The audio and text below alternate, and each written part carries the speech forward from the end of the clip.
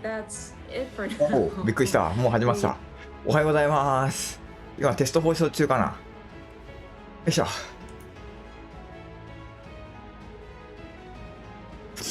おはようございます。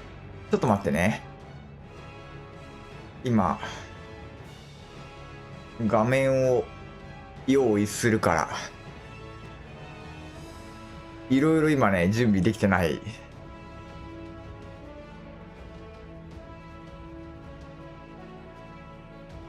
しばらくちょっと二重で待ってて。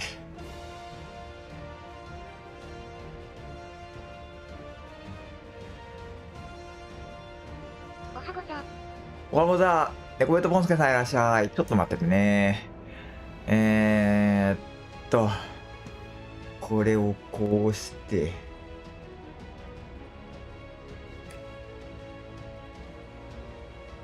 解像度は OK。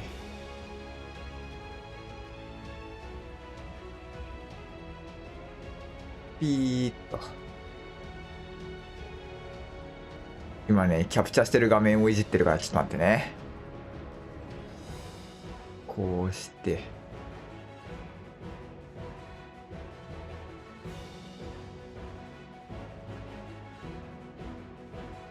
ピピピピピピピピピピピピ。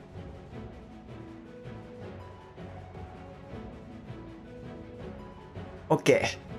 多分これで大丈夫。はい、よいしょ。あれ映ってない。あ、これもしかしていじる方間違えたかもしれない。ちょっと待って。あ、やっぱそうだ。こっちじゃないわ。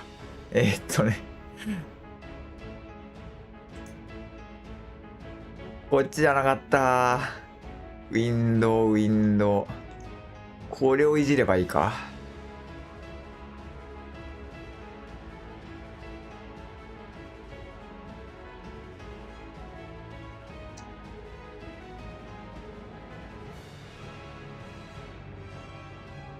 オッケー。もう一回ちょっと別のところでキャプチャーし始めた。今度こそ大丈夫。これをこうして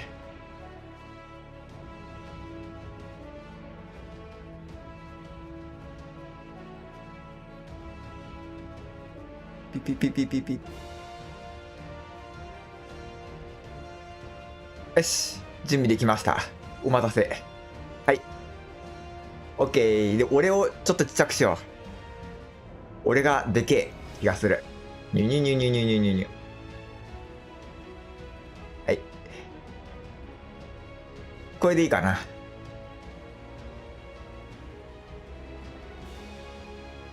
とりあえずなんか始まるまでは裏で BGM 流しとこう。あー、鼻が鼻水が。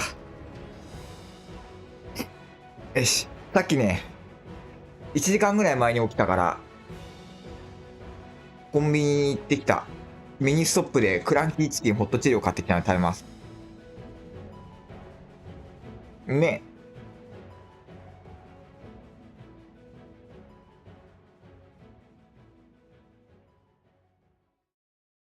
これ食べながらリプトン飲みながら見よう。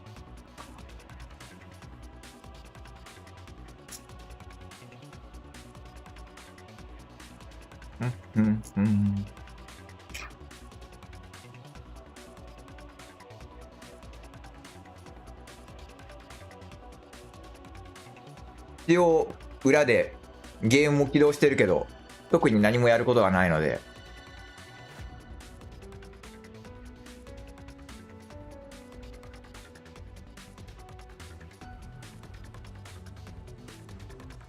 あ、辛い。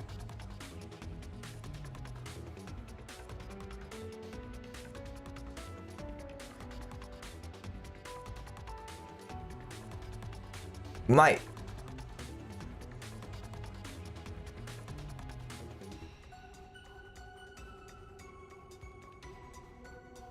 よし。今日はちょっと俺も自分で手元で PLL の映像見てるから画面がバグったり音が聞こえなくなったら教えてください。よろしく。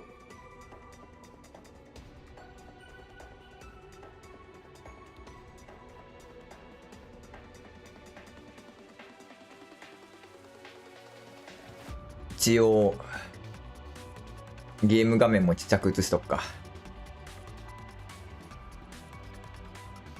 邪魔にならない程度にね。この辺でいいかな。何やってるかわからない程度のワイプで FF 映しとくわ。でもこれだったらチャット欄隠さずとも全く見えないでしょ。よし。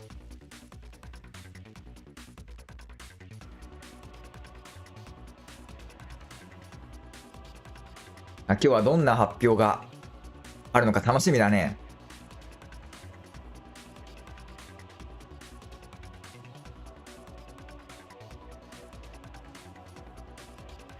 みんなは何に期待する？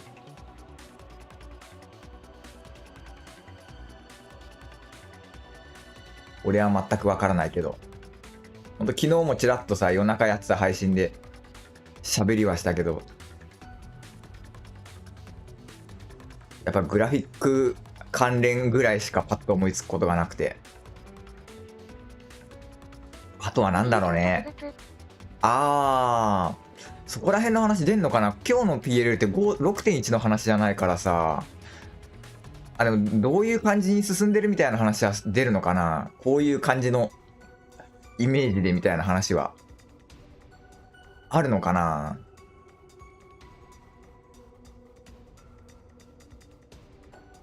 ちょっとでも確かにその次回のアップデートについての話も触れてくれたら嬉しいですよね。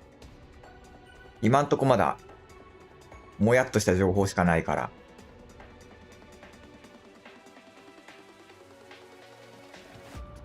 そろそろ 6.1 の話も出て良い時期じゃないです？確かそれ3月じゃなかったっけな。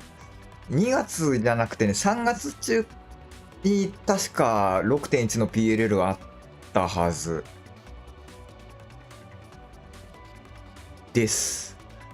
で 6.1 は多分4月か5月ぐらいに来るのかな。5月はちょっと遅いから多分4月だな。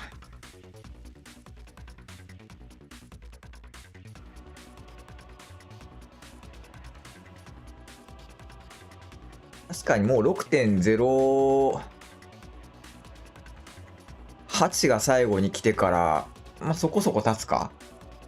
08って2週間ぐらい前だっけ。詳細はともかく実装時期の明言くらいはね。ね、そろそろちょっと欲しいですね。ずっと 6.x 中って言ってたぐらいだから、もうちょっと明確に。うわ、何これ。リプトンの芳香バニラミルクティーっての買ったんだけど、あんま美味しくねえかも。こんなに味薄かったかな。ごめん、急に話ぶった切っちゃった。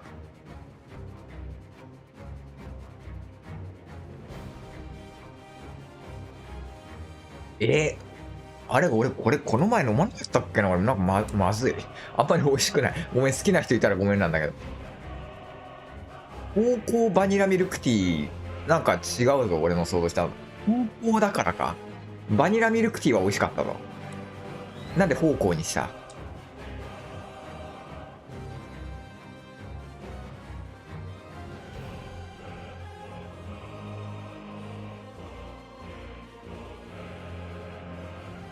とりあえず今回の PLL は別にいきなり冒頭でムービーが流れるようなことは多分ないから、のんびり待と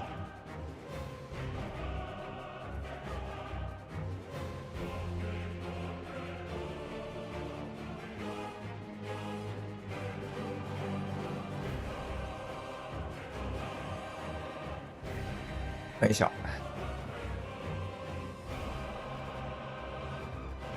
今これね、ワイプ画面で遊んでるのはね、マナキャラクターのサブキャラの一番最後、この子がさっさし前まで行けば、マナのサブキャラは全部さっさし前になる。だから頑張っている。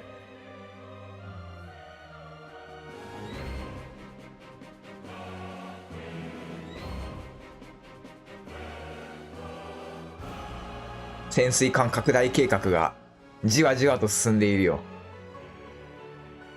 ちなみに昨日の潜水艦の稼ぎ600万超えたわ、また。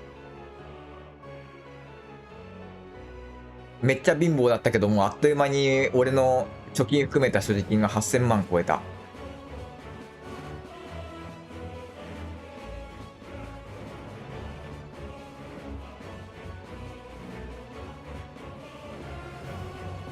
そんなに技術使わない？それはそう。確かにね。今のところこれをやっといて金が貯まってよかったとなるって言えば、バイカラジェムのマウントを金で解決できるかもしれないぐらい。そもそも初月の稼ぎはだいたい協力してくれた人へのお返しのギルに消えるから、実質来月からが本番なんだけど、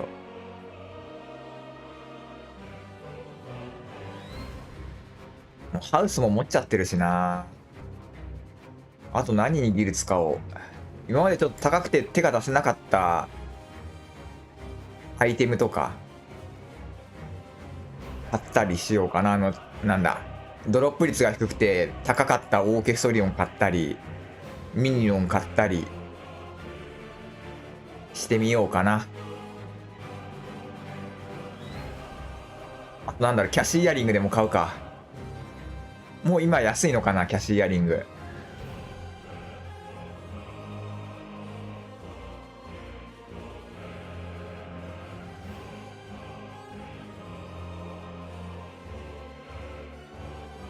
そもそも高い安い以前に使うかどうかみたいな問題あるけど、買ったところでもう役に立つ場面ないよね。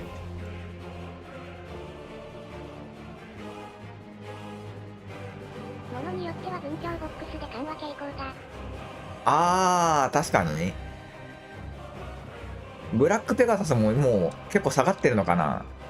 あれが箱から出るって聞いたし、なんか堂々ホルンも俺持ってないけど堂々ホルンも出るって書いてあったし。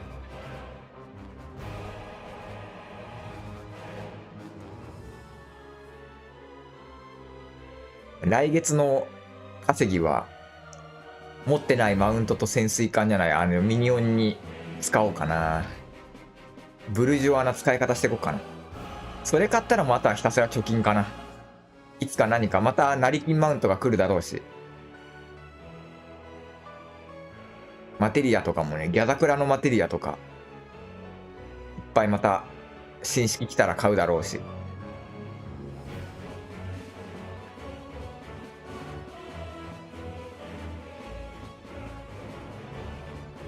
高いですけど以前と比べると下がってます。おお、ならよかった。少しでも安い方がね助かるから。よし。だってそろそろこっちに FF のこっちの画面に切り替えておこうか。まだでもこっちは音楽も流れてない。もうちょっとじゃ流れてるわ。あの音が。一応こちらでも音声をキャプチャしてるので、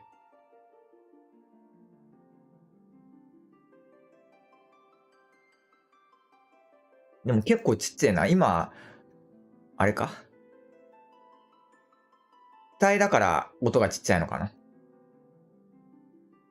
だいぶ今自分が流した BGM と比べると音量が小さく感じる。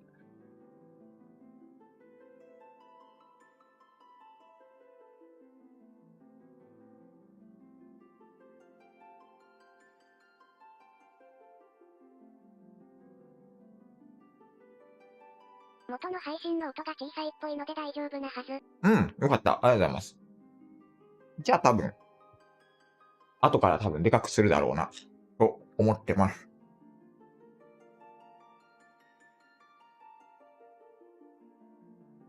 来た来た来た。おはようございます。おはようございます。Hello everyone。でかくね。第68回ファイナルファンタジちょっと待ってねー14プロデューサーレターライブをお大丈夫かな。送りいたします。ごめん。 Thank you very much for tuning in to Final Fantasy XIV letter from the producer live number 68. 皆さんに自己紹介お願いします。Please introduce yourself, please. Hi, my name is Naoki Yoshida, producer and director of Final Fantasy XIV. 皆さんおはようございます。そしてこんばんはな人も多いですね。ファイナルファンタジー14プロデューサー兼ディレクターの吉田です。よろしくお願いします。よろしくお願いします。音大丈夫そうですか？でかくない？そして本日進行を務めますコミュニティチームモルボルこと室内です。よろしくお願いします。My name is Toshio Murauchi, also known as the Fox Clone. You are a global community producer here. ありがとうございます。MC stuff for today's live letter. はい、そして、本日はですね、本日の、プロデュ PLL も、日本語と英語のバイリンガル放送でお送りいたしますので、我らがあゆみさんがスクエニアメリカオフィスから入ってくださっております。So once again, today's letter live is fully bilingual in both Japanese and English. So we have a special member from Square Enix America office. あゆみさんです。おはようございます。怒られちゃう。おはようございます。スクエアニックスアメリカの徳武あゆみです。通訳を務めさせていただきます。よろしくお願いします。Hello everyone, this is Aimi from the Square Enix Los Angeles office. I'm going to be supporting for the translations today. はい。で本日の、PLL はですね、このセットアップをご覧になった方もいるかと思いますが、吉田さんが話したことは、あゆみさんが通訳してくださいます。で私が喋ることは私が自分で、翻訳しながら進めていきます。いつもの流れだね。で私からは大して重要な話は出ませんので、私のことを翻訳し忘れてるなというのはスルーしておいていただければと思いますのでよろしくお願いします。So today's setup is Yoshida-san explain things in Japanese and then Ayumi-san will do Yoshida-san's voice in English and I will translate myself. はい、そして今日の PLL はですね、前半戦はファイナルファンタジー14の新たなる挑戦、次の10年に向けてということで、吉田さんからいろいろご説明いただきます。楽しみだ。そして後半はですね、休憩挟みまして後半は、フォーラムで事前に募集しました、パッチ 6.0 をプレイしてみての、Q&A セッションをお送りしたいと思います。じゃあどちらかというと前半が重要だね。And then first half is the kind of presentation by producer director Naoki Yoshida, which is where we are and where we are going for next 10 years. And then we have a taking break, and then latter half is the Q&A session based on your gameplay. ちょっと今日の配信はあれだわ。前半のその部分が終わったら終わろうかな。後半のフォーラムは、ですね、私がこっちを見てるとき、こうなってるときは皆さんみんなで各自でお楽しみいただいているみたいな。今日こういうシチュエーションすごい多いと思うんで、ご理解ください。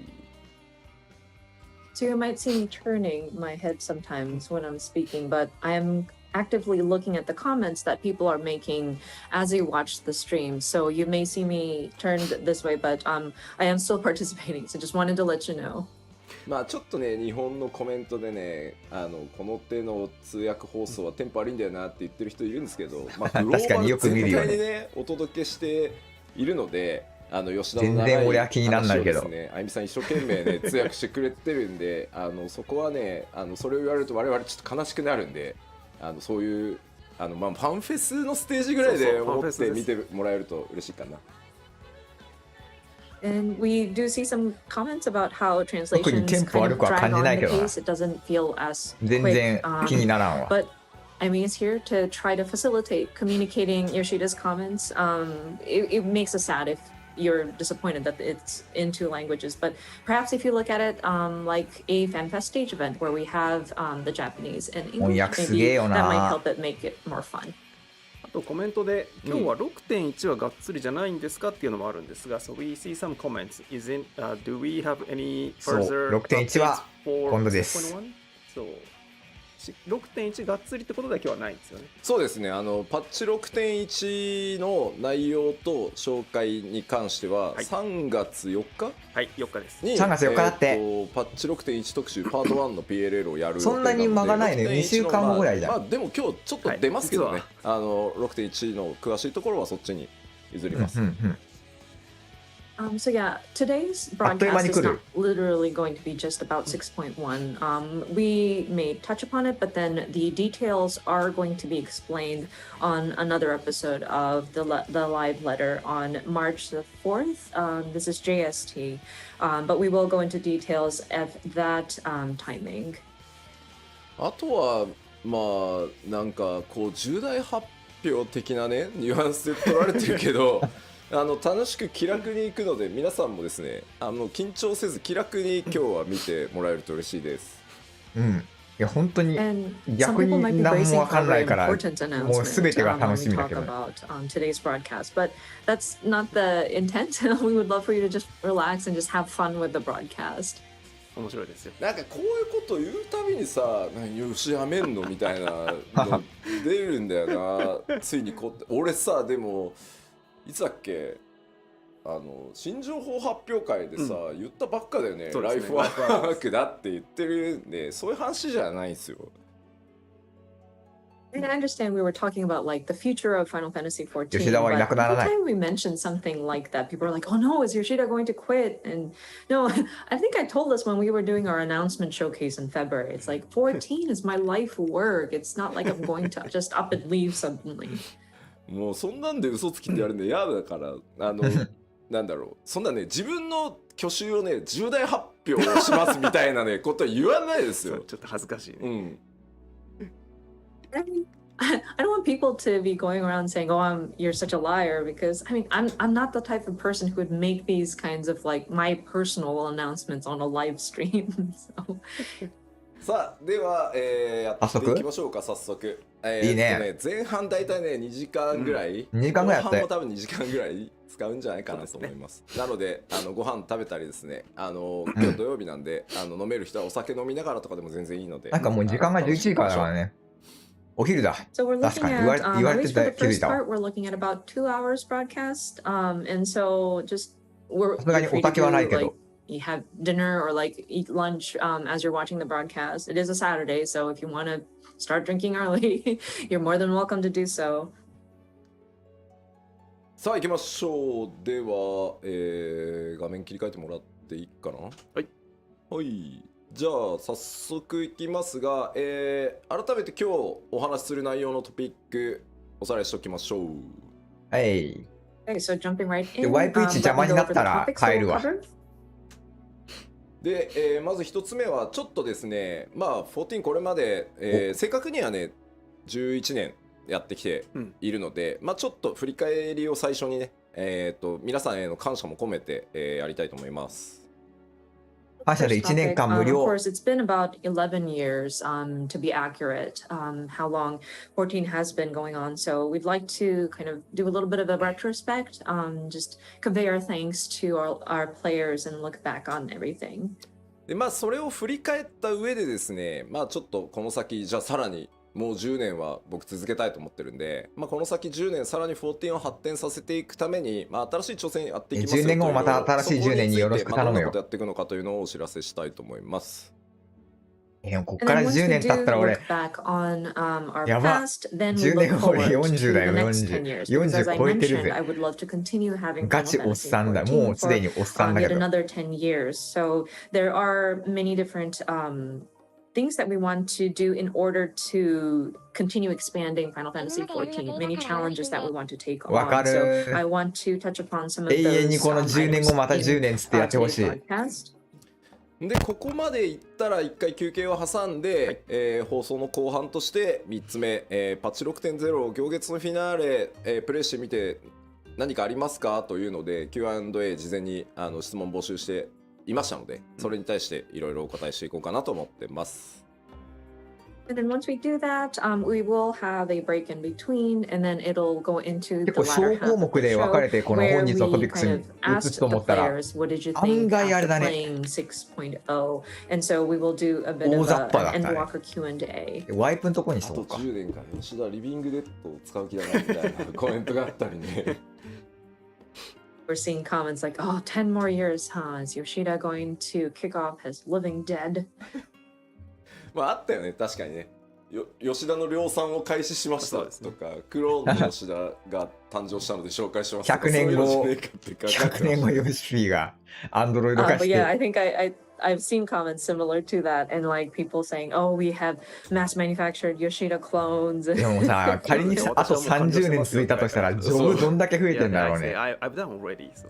さすがに20年後の体でジョブもこの調子で増えてったら俺、耐久配信死んじゃうぜ。くくってまあ10年ここまで皆さんとねやってきたのをちょっと振り返っていきたいと思います。Okay, so jumping into the timeline here. Of course, accurately it's 11 years, but like we'll call this the 10 years of Final Fantasy 14. まあいろいろありましたね。まあ2010年サービス、俺が14の世界に降り立ったのはいつだ？体制ね、全部グレンのリベレーターの直前からだから2014年じゃまだ俺いないわ。 2010 was when it all started. Many things that happened caused us to sort of reconsider the development structures. 2014年俺何やったんだろう。メイプルストーリーかな。メイプルストーリーがテラやってたわ。So this is when I joined in, Yoshida joined into the project.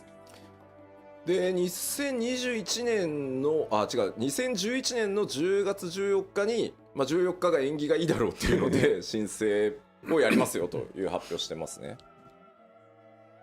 And then 2011, October 14th, we were thinking 14th must bring us good luck. And that's when we announced that we are going to have Final Fantasy XIV Reborn. 海外の皆さん詳しいよね。あゆみさんもインタビューにいてくれたと思うけど、9番を遊んでみたいので9番のサーバーを復活させる気はありませんかってクラシックファイナルファンタジー14やる気ありませんかってナイトメアって答えたやつみんな覚えてて、ナイトメアってすげえ言ってんねコメントで。I love how the comments from the West are, I love how they know all these details. And I'm sure I may have sat into the interviews as well. But people were asking about, oh, are you going to make an FF14 1.0 classic like WoW Classic did theirs? And Yoshida answered, Nightmare. And so people are calling the time of 1.0 in Nightmare. It's awesome. で、まあ、2012年の11月11日にですね、時代の終焉トレーラー公開とともにですね、一旦申請の準備のために Q14 のサービスを、おいね、2年しか持たなかったんだね、最初の。And of course, in November 11th of 2012, we titled it The End of an Era, and we sort of closed the service for the original version of Final Fantasy XIV. あまりにもダメだったんだろうな。9番からね、やってくださってる方も結構いるし、9番の捉え方って結構まちまちだとは思うんですけど、9番のラスト付近はそれはそれでまた独特のゲームデザインの MMO として結構ね好きだった、面白くなったんだよって言ってくれる人たちもたくさんいて、まあ、僕らシャットダウンするのを決めながらも作ってたところに対してそういうね評価をもらってたりするのはとてもありがたいことなので、僕らもすごいね実は励みになってました。And of course, people who have been playing since the original 1.0 may have their different opinions about how the game had played, but there were people who thankfully acknowledged how 14 was starting to shift, and they did take notice about how the game design was unique despite we were looking to sunset the original version. And so it was wonderful that people acknowledged that, and that was very encouraging for us as a team. ちなみに9番から今日視聴してくださってる方でQ14 からやってるよって方、どうですか？手を挙げてもらってもいいですか？残念ながら俺は多分2010年はもうそれこそメイプルストーリーのためだった。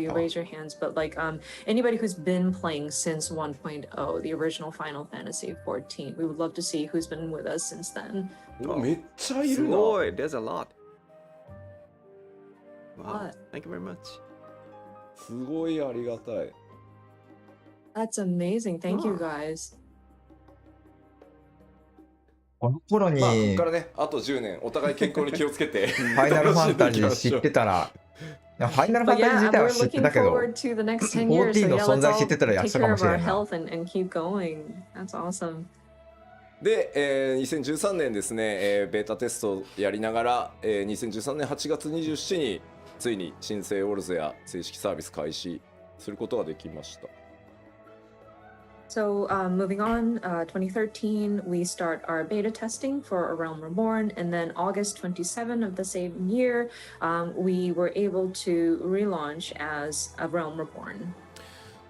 振り返るとですね、2011年の3月ぐらいから一気に新生14の設計だけ5人ぐらいで設計をスタートして、あ、もう11年から。2011年の6月から、6人のプログラマーがコードを書き始めたのを覚えてるので、めちゃくちゃ早い段階から2年2ヶ月で申請リリースしてるので、もうちょっと驚異的今振り返ると9番の命短すぎじゃない？でもその頃から開発始められたことも見限られてた。新しくしなきゃダメってもうその時点になったんですよ。1年経ないうちに。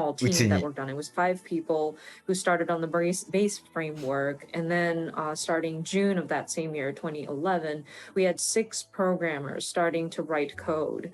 And considering it took about 2 years and 2 months to relaunch, that's just incredible. 9月30日に9番がスタートして3月から6月って言ってたから、念願だったですね、ファンフェスっていうのを2014年の10月からですね、スタートすることができました。今でも覚えてます。And of course, by 2014, October, we were able to hold our very first fan festival. That was something that we really wanted to だな、多分。初めてやった北米のファンフェスの基調公演でステージに上がった時の大歓声でですね、もう足が震えてI still remember it today. The first time we did our fan festival, and we started out in the North America region. And when I took the stage to do my keynote, 俺は2017年に the cheer that I received from the audience, man, my legs were shaking when I was up there. で、初の拡張であるヘブンズワード、2015年の6月にリリースして、その後の8月に、全世界累計登録者数が500万人を突破したと。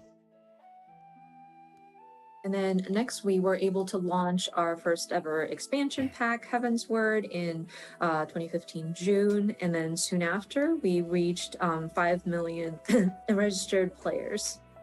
で、このあたりはですね、我々開発チームもですね、高難易度って言われて、よし、やっちゃうぞって言って、もうキリッキリなのをやったらですね、いや難しすぎんだろうってなってですね、我々もいろいろな失敗を繰り返しつつですね、今につながってる本当重要な時期だったと思います、ここは。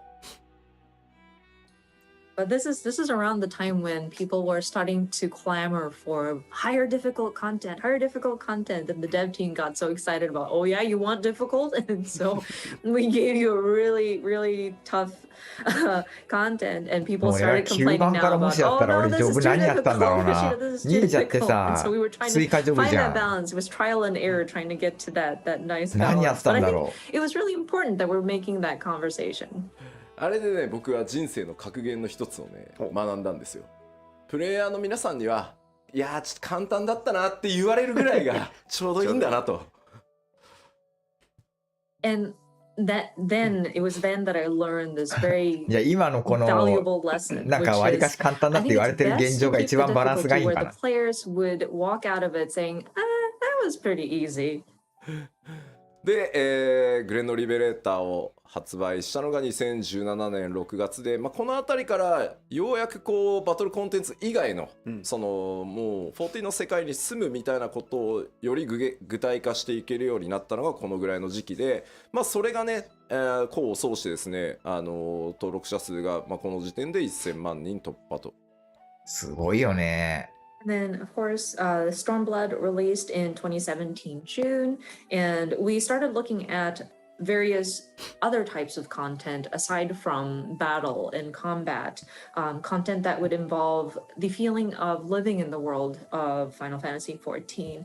And I think that really struck a chord with people. People were resonating with it, which thankfully got us to our registered player number up to 14 million players. 思い出されるグレンのリベレーター初日のね。ラウバーン透滅戦懐かしいな。そっか、ラウバーン透滅戦でグレンのリベレーターの時か。I still remember when Stormblood first launched, Rauban Extreme in the Niners. ありましたね。I think we all remember that. あの失敗があってね、今の安定したキューイングシステムがあったりするからね。But I でも mean, 懐かし even with い。 that failure, we learned from it and we were able to build a much better queuing system. そしてですね、2018年になると、全世界登録者数が1400万人を突破して、2019年には、1600万人を突破と。ありがとうございます。ものすごい勢いで増えてるよな。So I'm sorry, this is where we hit 14 million is 2018 August. And then moving on, we reached 16 million players by 2019 May. So thank you so much for all the players that are staying with us. そうして続けてですね、2019年に、漆黒のヴィランズを発売し、その年末にはですね、全世界累計登録者数が1800万人を、突破となりました。And moving on, we released Shadowbringers in 2019, and soon after, we surpassed 18 million registered players. 両月時点で2500万人。数字に関して言うと、単純に数字だけをこう見ていくと、そのなんていうの、増えるペースっていうのがばらついてるように見えるのかもしれないんですけど、実は体験したことのある人が増えれば増えるほど、新規が当然減るんですよね、はい、パイが決まってるところから新しい人を呼ばなきゃいけないので、だからここまでの数字になってるのにさらに数百万増やしていくっていうこと自体は、とてもすごいことで、これは本当ね、開発運営チームの努力もそうなんですけど、マーケティング PR チームが、コミュニティの皆さんと一緒になって達成してきてる数字なので、本当にこれはね、誇らしい数字だと思ってます。And looking at the numbers, it might 接続者数はさ、復帰者とか持ってくれば増えたりするけど、登録者数ってそれじゃ増えないからな。increasing. But if you consider this, if we have a certain number of people already playing the game, and if we have a single pie that we're taking numbers out of, like you would expect the numbers to start going down, but it's interesting that we see more and more players join us even after all these years. We are seeing millions signing up.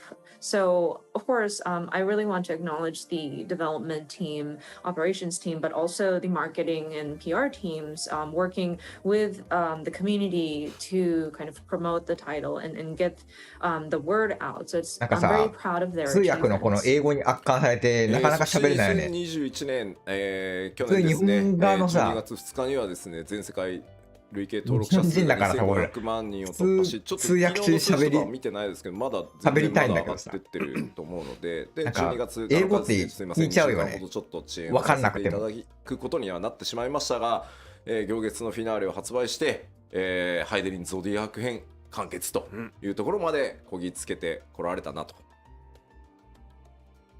Of course, 2021, which is last year, we surpassed 25 million registered players.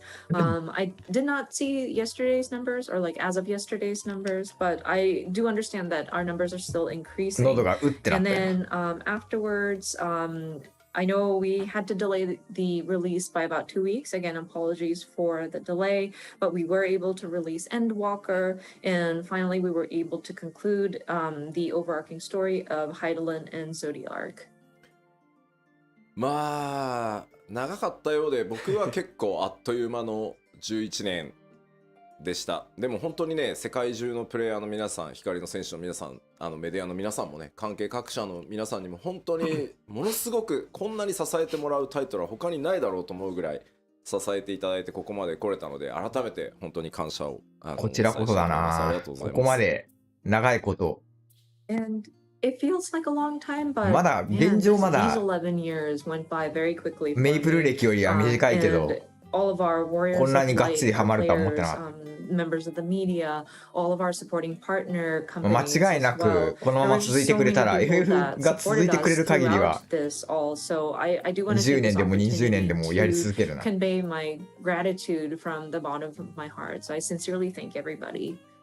い。あとは本当ね、開発チームにも、本当に厳しいスケジュールでやってきてて、実は拡張パッケージそのものの開発期間って1年とか、下手すると1年切ってたりするんで、本当に頑張ってきてもらいました。And I also want to acknowledge the development team as well. They were always working against a very harsh schedule.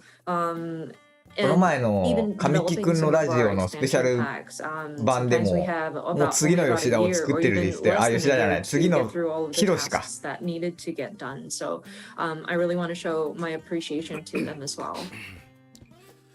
て、ではこれを踏まえてですね、ここまで歩んできたその11年、9番の状態を考えれば、これ以上ないぐらいの成功をさせていただいたと思ってます。ここはあんまり言葉を隠さずに成功できてると思ってるので、それでいいと思ってるんですけど、ここまではある意味もう過去になったので、ここからさらに次の10年また挑戦を続けていきたいと思います。ワクワク。And looking at the trajectory here and the path we've walked down, I think I want to consider this a success from what we had taken 人間関係に思いっきりひびを入れるというかさ、別に仲が悪くなるとかっていうわけじゃないからあれだけど、ね、どうしてもやっぱそこが難しいよな。どう再編したってさ、崩れてしまうものだし。But now that we have gotten this far, all of this is now in the past, and so we want to look to the future. We want to see what kind of challenges we can take on. というわけで2つ目のセクションである14の新しい挑戦と題してですね、今後どういうことをやっていくよというのをお伝えしていきたいと思います。So, for the second part of this presentation, as you see, it is entitled Newfound Futures. So, I would like to discuss what we are intending to do.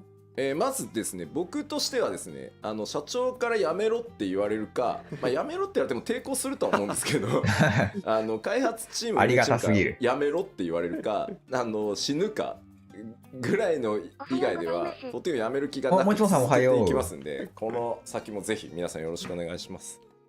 絶賛視聴な。ちょうど今からね、今過去振り返りだったから、こっから新しい挑戦の話。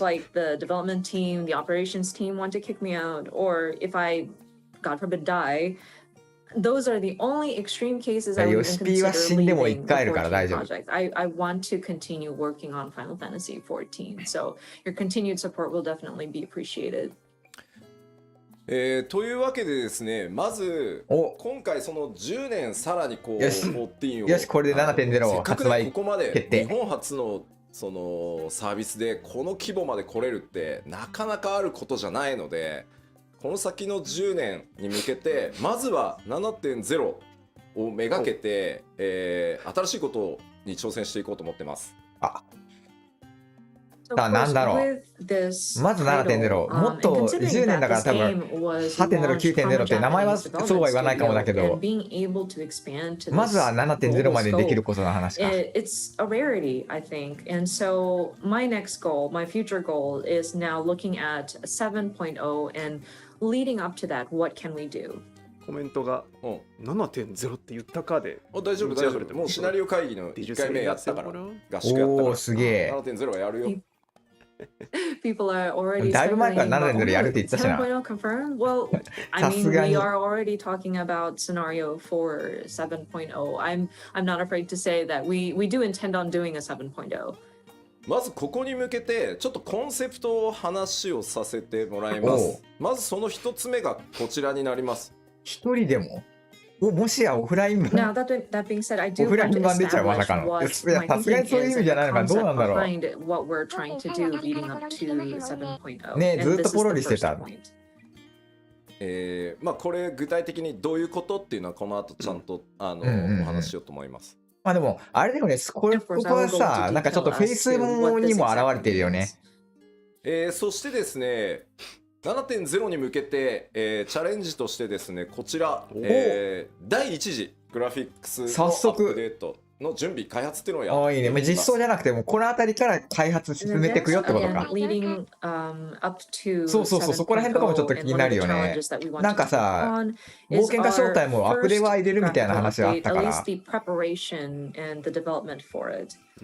まあ、なんで第一次ってついてるかっていうのも後でねこの項目の掘り下げでちょっとお話を10年 And of course, when we って dive 考える into と each of さ、 these 確か different に points, I こ will こだ touch けで upon ドン why と we are グラフィッ calling クア this ッ the プデートし first ますじゃ終わらないよ graphical ね。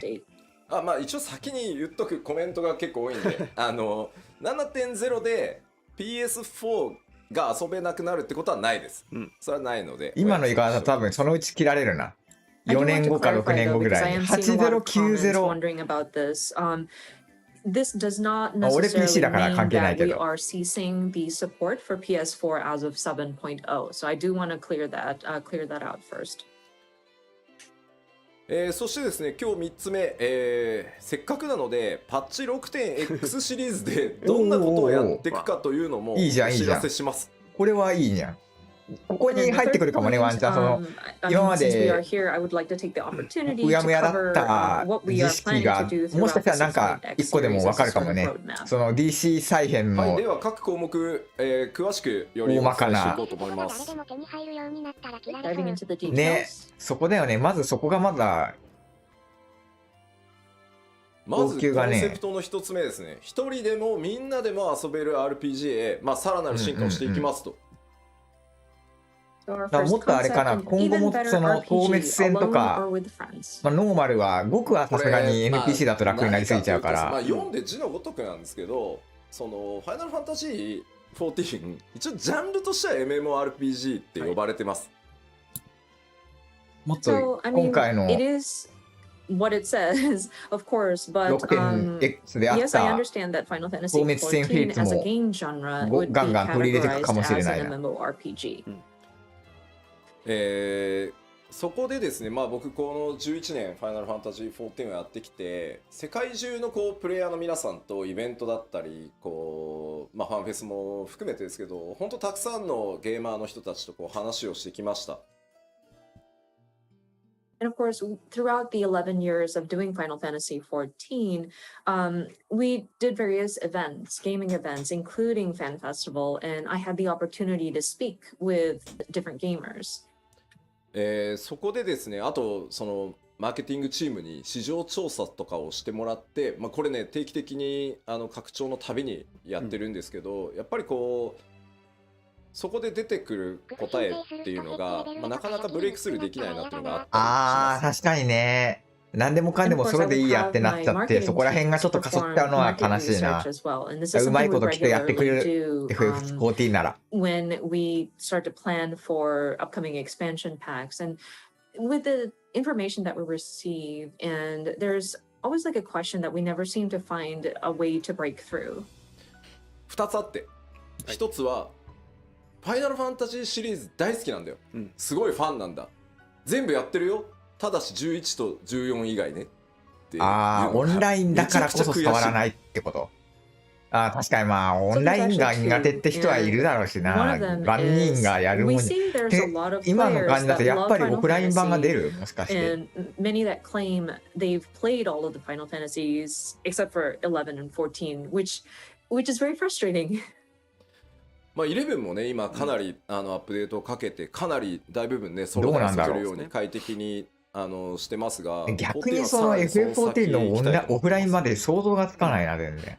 And of course, we are paying attention to Final Fantasy XI players as well, and we've made various updates. I think it has become very solo-friendly recently, but with Final Fantasy XIV, we want to go beyond that. あとはもう一つはですね、オンラインなんだよね、めんどくさい、人と遊ぶの嫌、なんか人間関係作るの嫌っていうのがですね、やっぱりナンバーワンなんですよね、そのプレイをしない理由っていうところで。The second point we are trying to reach a breakthrough is people who comment about, oh, online play, I don't want to deal with having to play with other people. I don't want to develop relationships online. And that's やっぱその FF14 の面白さにはそこら辺のオンラインならではの賑やかさとかも絶対入ってるからさ。でもそれで逆にオフラインやってみてゲームが面白かったらさ、ジャンルじゃなくて、こうやったらもっと人がオンラインになったらもっと楽しいだろうなってなってくれたら、それはそれで美味しいか。So what I want to do here is だからそれの spend the next オンライン 10 years に and break の out 世 of 界 that に飛び込 MMORPG む前 category. 段 I 階と want し this て to be a オフラインがあっ RPG たら that can be enjoyed いいかもしれない alone ね。 or with friends. まずなので、7.0 でああ、やっぱまでのそうだね。まず間、は、フェイスフェイスだよねシステムの大規模アップデートっていうのをやっていきます。うんうんうん。 So, as a lead up to 7.0 or until that time, we will continue to make updates to the trust system.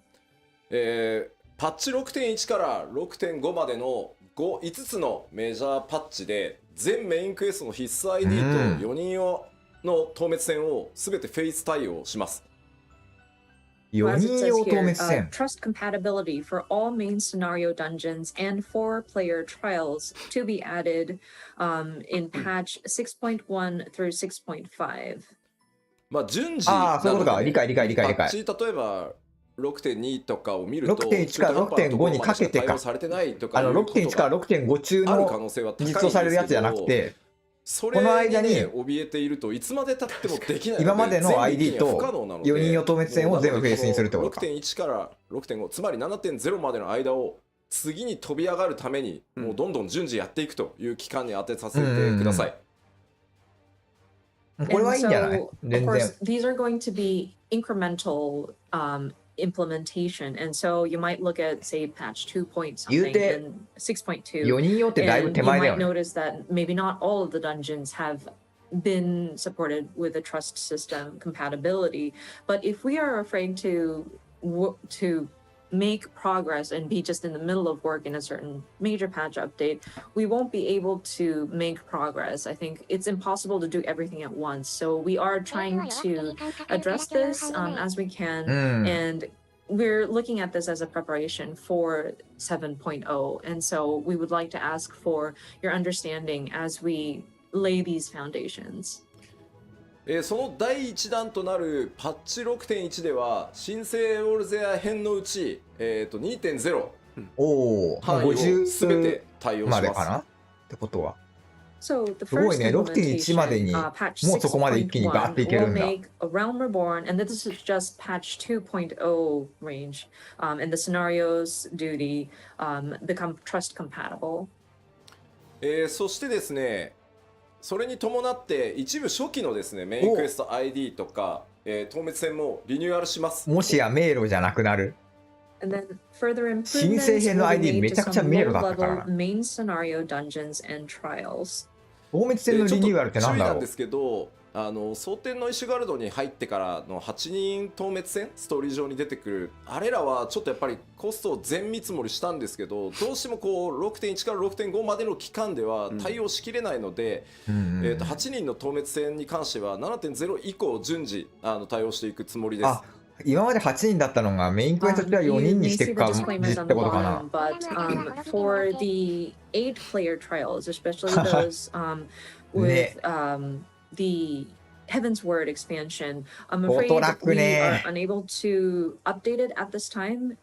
We tried to calculate all the cost and the resources that it would take for us to address all of this within that sort of 6.1 through 6.5 timing, but I'm afraid we would be unable to allocate the resources for it. So we will get to it after 7.0. やっぱさ、今のその新しいID とかでもまだああいう感じでこう寄り道があるんだったら全然いいけどさ、通常のねマッチングがなくなるわけじゃないので、もうあくまでストーリーを一人で進めていきたいっていう人のための蒼天以降がさ基本一本道になってる点でやっぱり余計に神聖な ID の寄り道感がこうめんどくさい要素になっちゃってるよ And な。 of course, we don't intend to do away with the regular matching systems. Your leveling ね、可愛 dungeons くなっ and ちゃって。 queue matching in duty finders will still be active and available. These trust compatibility is primarily for those who have a strong desire to play through these story dungeons on their own. で、ですね、8人透滅戦は今回行月のフィナーレでハイデリン透滅戦でテストケースとしても含めてやったんですけど、やれることはなんだろう確証を得られたんですけど、まあ、相当やっぱりコストがかかるっていうのと、しかもあれだよね、調整していかないといけないっていうこともあって、まずは数の多い ID から優先させていただいてます。8人のフェイスってさ、8人なんで責任半のかかり方がちょっと減るんで、やっぱり、まあ、ここはあれがむずいよね。そもそも面白さみたいなところも味わってもらいたいので、一旦7.0 以降にさせてください。なんつったらいいんだろう。そのストーリーの段階でさ、NPC が8人いるかどうかは問題だよね。今この段階できた透滅戦にこのキャラは絶対出せないよなみたいなさ、どうしてもあるじゃん。難しいよね。But it did require a lot of resources for us to build it, and then if we were to start applying that system to existing dungeons, we'd have to adjust the mechanics so that it would accommodate for the trust system. So at this time, we made the decision to move forward with just the instanced dungeons. And with an 8-person なるほどね。 trial, 確か I に透 think 滅戦 that 怖いから sort of ビットア reduces ーティ the であれってなる。 responsibility per person going なん into the だ match, いける hopefully. やん。 So we're hoping that players would still jump into like a duty finder and hopefully get the enjoyment out of matching up with random people. So at this time, we are unable to address it within the 6.1 through 6.5 period, but we are looking to it for 7.0 or later. でちょっと注意なんですけど、はい、まあどうしてもフェイスっていう呼び方をすると、暁といけんのかなとか名のある NPC といけんのかなってイメージがちょっと強いと思うんですけど、ストーリー上こうそのマッチングでしかいけないからこそ、じゃあ俺は他のことをやってくるみたいなのでこうみんなちょっといなくなったりとかしてたと思うんですよ。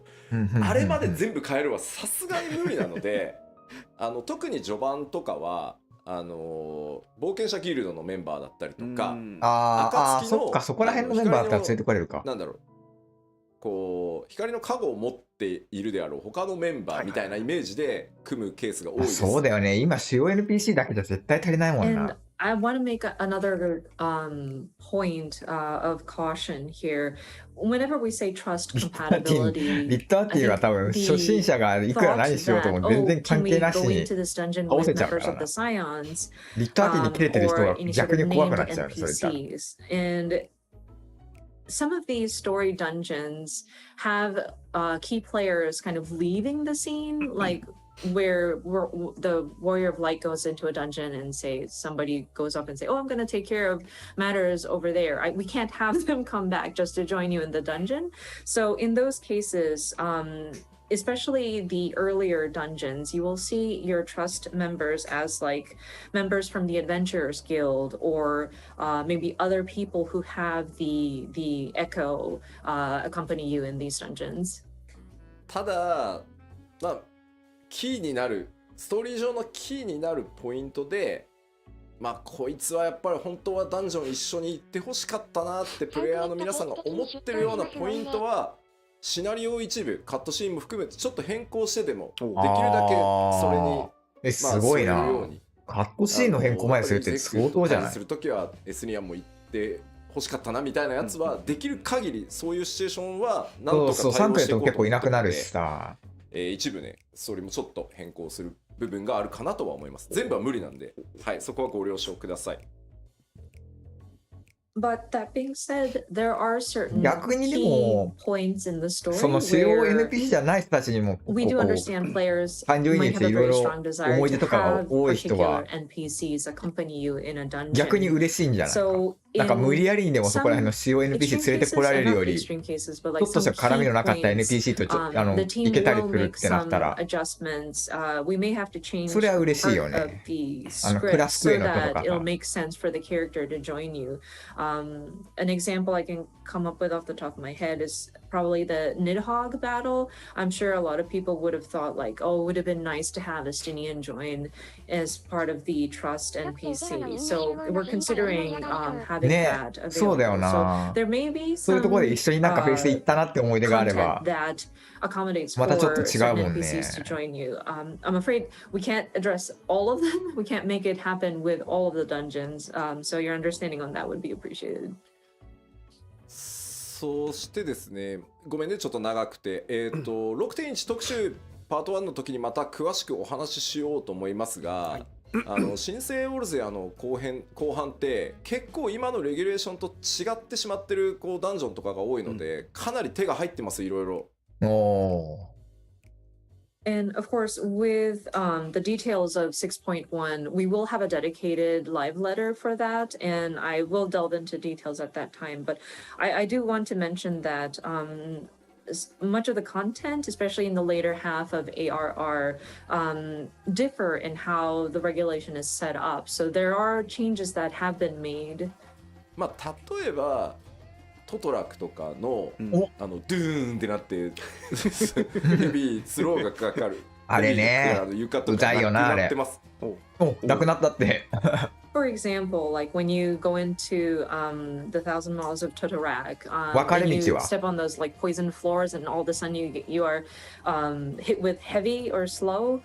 We're actually getting rid of that. まあ、あとはちょっと T14 から申請するのに急いで作ってちょっとライティング良くないなとかいうところのダンジョンもちょっと絵的な調整もそれなりにやってます。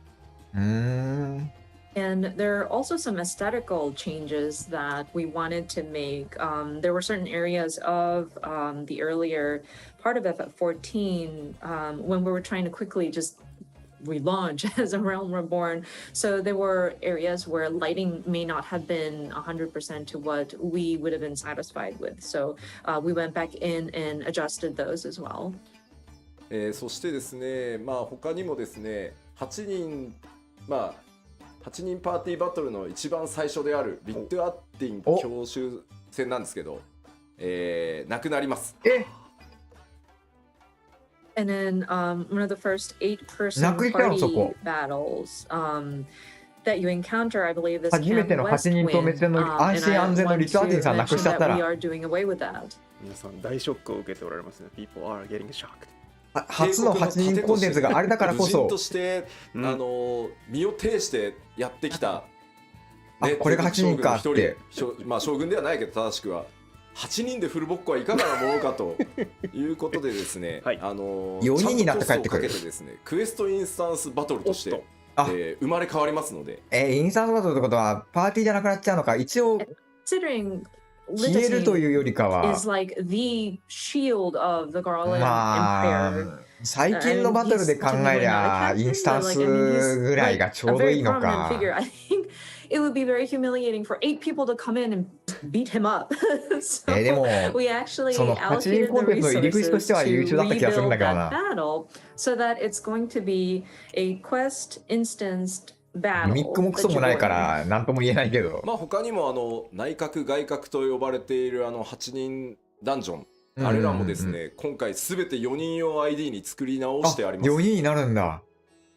And then of course, the カストルム、 Praetorium and the メリディアヌムとか。Sorry, I can't pronounce it. Meridianum. Those very long Guardian bases that you need to go.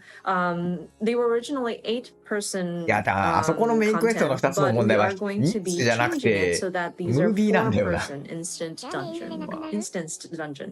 メインクエは多分報酬が本戦も切り出して、4人用としてシナリオモードを作って、であとラハブレアが憑依したサンクレットさんを8人でただひたすら無言で殴るっていうのもあそこね、ストーリー用のクエストインスタンスバトルとして分けるんだね。じゃあ結構短くなるんじゃない？ And so your battle with Ultima or the Ultima weapon will be でムービーとかを基本的にそっちに回して飛ばせるようになるんかな。And then where you go in and silently beat up Lahadbrea, aka Thancred being possessed by Lahadbrea, is also going to be adjusted so that it's like an instance during a story quest. というわけで、まあそんな風にそんな感じで短くしてメインルレっていう扱いをメインで必須になってる ID のルレとかになるのかな。パッチ 6.1 から 6.5 にかけて、4.x までの ID ですね、全部対応していこうと思いますので、分からんけど完全に俺の妄想でしかないけど。So yeah, in a nutshell, we are going in and making many adjustments so that it fits with kind of follows suit better with how the game feels at this time. So throughout patch 6.1 through 6.5, we will be looking at the various content up to the 4.x series, the different instance dungeon to make adjustments. さあ、ではこのセクション以上で次へ行きたいと思います。次。Okay, so moving on to the next section.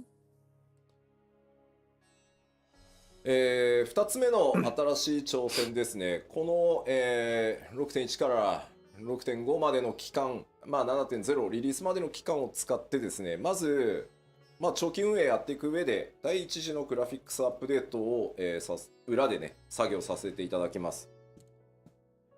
So our second concept, なんかイメージ、 and again, this is, going to be イメージスクショとかないのかな、 that, こんな we'll 感 be じになり doing ます throughout みたいなさ。 6.1 through 6.5, leading up to the launch of 7.0. It is a long-term, or like preparations for long-term operation of the game, おはよう and ございます。 we お want は to ようござい be ます。 doing this in ダン the さんいらっしゃい。 background, but we'll be preparing for our first graphics update. ただ、なぜ第一次グラフィックスアップデートという唐揚げのようなものを口に頬張ったのが、2時も3時もあるんだろう、もしかしたらってことなんですけど、なぜかというと、もうここまで11年運営してきてると、もう尋常じゃないリソース、グラフィックスアセットが存在してます。うんうんうん。 So the reason why we named this the first graphical update, and that's of course to imply that there will probably a second and or third after this, but our game has been in operation for about 11 years, and considering all the graphical assets we have produced, it's an insane amount. やっぱり一気に極限まで上げようとすると、絶対コンバートミスがあったりとか、そもそもコンバートの物理時間が足りなくて、もうデザインチームが無理です、絶対できませんっていう答えになってしまうので、やれることを一回やって引き上げたら、またその状態で安定が見えたら次のをやってっていう形で、その第1回目が来るんだというふうに思ってください。And so if we attempted to update every single piece of graphical asset or resource that どんな風に we 変わ put っていくんだ into ろ the game all at the same time, we might run into issues of conversion errors, or it's just physically takes a lot of time to convert everything. And consulting with the graphics team, they already know that we can't address everything all at the same time. And so what we're trying to do is address these in phases so that we can test out certain elements, see how they work, and if it seems to be stable, we move into the next phase. And so I think with our first graphical update, this will be like the first time we start testing some of these elements. 4K グレープスでめっちゃ吹いたんだけど。I saw a comment that says 4K grapes. Thank you so much for that. That is hilarious. あそこに 4K とかね、なんか40万ポリゴンとかかけてると、それこそ940みたいにキャラクター全然表示できねえぞってことになっちゃうので、ちょっとこれから詳しく説明します。モニターまだ俺 4K でいいかな。8K はいらんよね。さすがに。でもここでグラフィックアップデートの話が出たから、俺もちょっと新しい PC 真面目に考えようグラボ。今ね、一応計画としてはさ 3070Ti でいこうかなと思ってんだけど、どうだろう。ぶっちゃけ FF14 だったら3070Ti で十分かな。そのグラフィックスアップデートは一気に、7.0 での投入を予定してます。もっと上の方がいいかな。先読めならもう当然上の方がいいんだろうけど。その次期拡張パッケージまでの間っていうのを、僕らのそのグラフィックスのアップデートのシェーダー追加したりとか、いろんなものを追加していくテスト期間だったりプログラム期間だったり、それに合わせたグラフィックスアセットのコンバート期間というふうにさせてください。So until 7.0, this will be, again, our preparation period. So this is where our team will be testing out various additions to the graphical elements, including different shaders. We'll probably need to write more programs. This is where when we're going to be doing our asset conversions, etc. でここが重要なんですけど、あくまでやっぱりマルチプレイのゲームであるっていうのをぜひ覚えておいてほしくて、やっぱり画面全体の美しさ、キャラ単体の申請した時に感じていただいたようにグラフィックとかはそこまでがっつり変わらないのかな。世界の美しさっていうのを追求していきます。背景とかこうマップとかのグラフィックに力を入れるのかな。じゃあキャラクターも当然変わってはいくとは思うけど、 This is still a multiplayer game, and so we want to strive for the aesthetic quality of the overall picture and looking at the sort of beauty or the element, aesthetically pleasing sort of overall picture. だってこうまさにね、発売されたホライゾンのさクオリティでさ動くと思われたら困るわけだよあれで俺たち300人とか描画しなきゃいけないんでいやできはするんだけど、みんなの PC 動かないよ。確かものとオフラインだからこそできるグラフィックの綺麗さは違うもんな。I don't want to get people to think that we'll raise our graphic quality to that. It's amazing, yes, but imagine having to render 300 different characters on screen at the same time at that quality. And it's not physically impossible, but then I don't think it's going to run on anybody's PC. そこは覚えといてね、みんなね。So please keep that in mind. ホライゾンは俺分かんないけど、勘違いされるのが一番怖い。後でちょっと見てみよう。That's the scariest thing. そう言われるってことは相当綺麗なんだろうな。Misconstrue. で、当然なんですけど、アニメーションとか、まあその世界全体、画面全体の美しさっていうところにやっぱりアニメーションとかライティングシステムっていうのも大きく寄与していると思うので、このあたりもアップデートしていきます。And of course, considering7.0 の必要動作保証のスペック条件が変わります。どれぐらい上に上がるかだよな。Lighting is another element that we want to adjust as well. 今の FF がさ、まあ例えばアニメーションに使っている推奨どれぐらいだっけ？よくねメモリがって言われますけど、メモリの割り当てをちょっと増やすことによって今までより長尺のこうエモートモーションが作れるとか、あとまあなるほどね。確かに。ライトの数が増えることで実は潰れていたバックグラウンドのディティールがより見えてきて、リソースに手を加えなくても綺麗に見えるみたいなところもあるんで。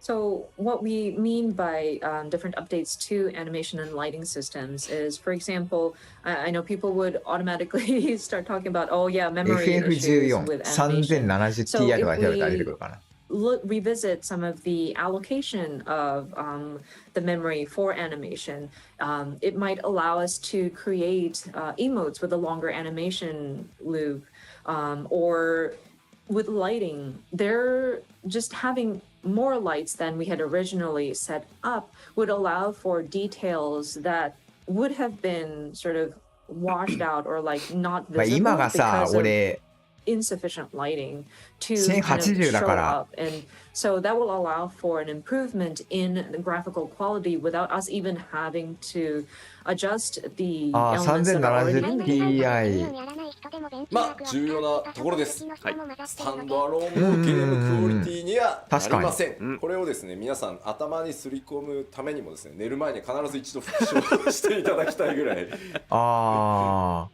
3070Ti ちょうどさ、行月ベンチやってる方いたけど、the new graphics will not be comparable to those of standalone titles. This is again very important. I want you to remember it. I want you to repeat it before you go to bed. That's how much I want people to remember. フル HD で25000円ぐらい評価出てる。俺がパフォーマンスというかね、多分同じ状況だったら1万いくつしか出なかった気がするので、7.0 では最低動作保証スペックの条件が変わるのは確定です、はい、ただできるだけ多くのスペックにね対応できるっていうところはこれまでのポリシーでもあるので、捨てずにやっていきたいと思ってます、So that being said, we do want to update the graphics for sure, and so that means your processor might require more power in order to render these graphics properly or like efficiently. So we will probably have to update the system requirements for your machines and your PCs. We will try our best to accommodate for as many models of machines to accommodate with the changes, but we do want to make you aware that it is pretty much guaranteed that we will have to update the system requirements. でやっぱり気になるプレイステーション4なんですけど、この 6.x 期間中に、先行投入すると思いますけど PS4 版の最適化をやっていきます。And I know people are wondering about PlayStation 4 support as of 7.0. I think what's going to happen, and this will probably be done prior to the launch of 7.0, so sometime within the 6.x series, we do want to optimize the PS4 version for sure. で、さらにですね、PC 版にあるようにグラフィックスオプションのカスタムっていうの PS4 版少ないんですけど、あれを増やしてですね、新しいその描画とか入れるとやっぱ重くなる部分があるので、重くても綺麗でいいやっていう人はオンにしてもらえばいいんだけど、オフにしてそのフレームレートを優先するみたいなことができるようにしていくので、PS4 のサポートっていうのも少なくとも 7.0 のタイミングではしっかりやりますので。PS4 少ないんだ。So, and on top of that, there are various graphical configurations that you can set up on the PC version. Like you can customize some of the display options, and we understand that it's a bit lacking in the PS4 version. So we do want to implement options in the configuration so that you can select prioritize frame rate, or if you want to, if you're okay with performance kind of dropping slightly, but still have the graphics performance, then you can select that option, whatnot. So I do want to assure you that we will continue supporting for PS4 at least until 7.0. お急に出るやん。怖っ。顔色悪くない？みんなどう思うんだろう。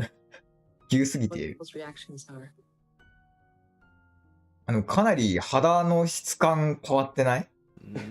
俺かと思ったって言ってる。Some people think, oh, is that me? そうそうそう。なんかさ、多分ね、これじゃないよね、多分みんな求めてるの。I don't think this is what we are looking for. This is not what we're desire. 確かになんかこうじゃない気はするね。疲れた吉田って書かれてる。Some people are saying this looks like a very tired Yoshida. そう、なんか違うでしょ。Yeah, but it kind of does feel awkward. ここまでリアルにはならんす。リアル値は求めてないかもしれない。So we aren't going to be working to make it look this real. いわゆるフォトリアルを追求していくとグラフィックスアップデートってこっちに行きがちなんですけど、おそらくファイナルファンタジー14の世界やキャラクターが気に入ってくださってる方多分こっちを求めてはいないと思ってます。And some games, of course, their intent is to lean towards that photorealistic depiction, and people tend to lean in this direction. But I think for those who enjoy the aesthetic of Final Fantasy XIV, this is not necessarily what we want to begin with. では、今そのグラフィックスアップデートって実はテスト開発もスタートさせてるんですけど、テストスタートしてからまだ1ヶ月と1週間ぐらいなんですね。So with these graphical updates, we are already starting testing actually, and it's been about a month and a week. なのでその1ヶ月と1週間ぐらいテストをして、これだったらもう今出してもいけるだろうここまではと。これ以上を目指すんだけど、少なくとも一旦お見せしてもここまでは間違いなく大丈夫だよあると 7.0 でっていうのを用意してきたんでちょっと見ていきましょうか。And so we are still very early in our testing stages, again, about a month or so testing, but we do have results that we're seeing that is, of course, we're going to aim higher than what we're going to be showing you, but I think it's coming out pretty nicely, and we are relatively confident. So let us show you some of these images. こちらがですねテスト期間1ヶ月目のサンプルです。キャラクターですね。まず結構変わるね。あ、でも So from first month of testing, so this is 髪 one が of the なんか samples. 質が良くなっこれた。左が今で右がテクスチャーをハイレゾリューション化してます。髪の毛も含めて。であとシェーダーを、1枚入れてます。And so what you're どう seeing is the まあ current image on the left, and then on the right, あ、でも we've 結 made the 構リアルになっ textures てんね。そ high れでも。 resolution, and we've added a layer of shaders. あと、セルフシャドウって言って自分の髪の毛の影が顔に落ちた時、まあその自分のオブジェクトが自分に影を落とすのをセルフシャドウって言うんですけど、そこも調整してるので、結構ね、セルフシャドウ実はすごい気になってて、カットシーンとかでも。And one thing that we did pay attention to was the self shadow, or whenever there's like an object that drops the shadow on yourself, especially if you look at the bangs and the shadow it casts underneath it. That was something that I was kind of I wanted to address looking at the cutscenes in the past. でまあこれ1ヶ月目のサンプルなので、もっと上目指せるとは思ってるんですけど、動作保証あまりにも重くならないっていう意味では、今一旦お見せできるのはここまで。まあこの上さらにいろんなことをやった1ヶ月でこれだったらだいぶすごく綺麗になりそうだな。より高いところは目指していこうかなと思ってます。So of course we do want to strive for even better, but at this time I think from 1 month of testing and making sure that the game itself runs properly, I think this is what we can show at this time, and then we'll continue to test and we'll continue to sort of improve and then apply optimization. まあいわゆるヒロシと呼ばれてる彼でやるとこんな感じです。Of course, our Derplander. だいぶ違うね。ちょっとミコってのサンプルです。おお、ミコって。あれ、これララフェル来るかな。ララフェル来い、ララフェル。まあ、戦月賞のボケ具合が、まあ、結構目が髪の毛のキラキラしたその変わる印象とかってちゃんと出てるのと、まあ、セルフシャドウがボケてないんでね、綺麗にかかるようになります。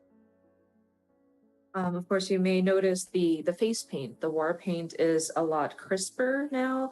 And then, as mentioned earlier, self shadow is nicer. I think it's brings out the softness of 髪が her 綺麗になるのはいい face. ね。まあこれが大体ね、目がすごいリアル。目だっていうのをぜひ認識しておいてください。ルガディンそんな変わんない。Again, just to remind you, this is after testing for about a month. いや、こりゃ顔色のせいかな。なんかルがあんまり変わんない。おもろ。まあこの方向性で良さそうよね、やっぱりね。みんなのコメント見てると。Looking at everybody's comments, it seems like we are on the right track in terms of like the direction we want to take it to. そうですね。髪もララフェルがね一番難しいんですよ。ああ、なんかアニメっぽくなって。確かに結構難しそう。かわいいでも。なんかリアルにするところがなくて。そうなんよな。ララフェルってそうまさにそうだわ。リアルにするっていうのがまず難しいよな。でもいいんじゃない？全然可愛いと思う。まあでも髪の毛綺麗になって、目の周りはものすごく鮮明になって、まあキャラメイクしていけばねもちろんいろんなパターン作れるとは思うんですけど。いいじゃんいいじゃん。But I think the hair has definitely gotten 背景がそもそも違うから、確かにね、光の当たり方とかが若干変わってくるかもしれない。全然いいじゃん、これで。逆にここでとどめてもいいぐらい。これよりさらに上を目指さなくても別にいいぐらいの可愛さで収まってる気がする。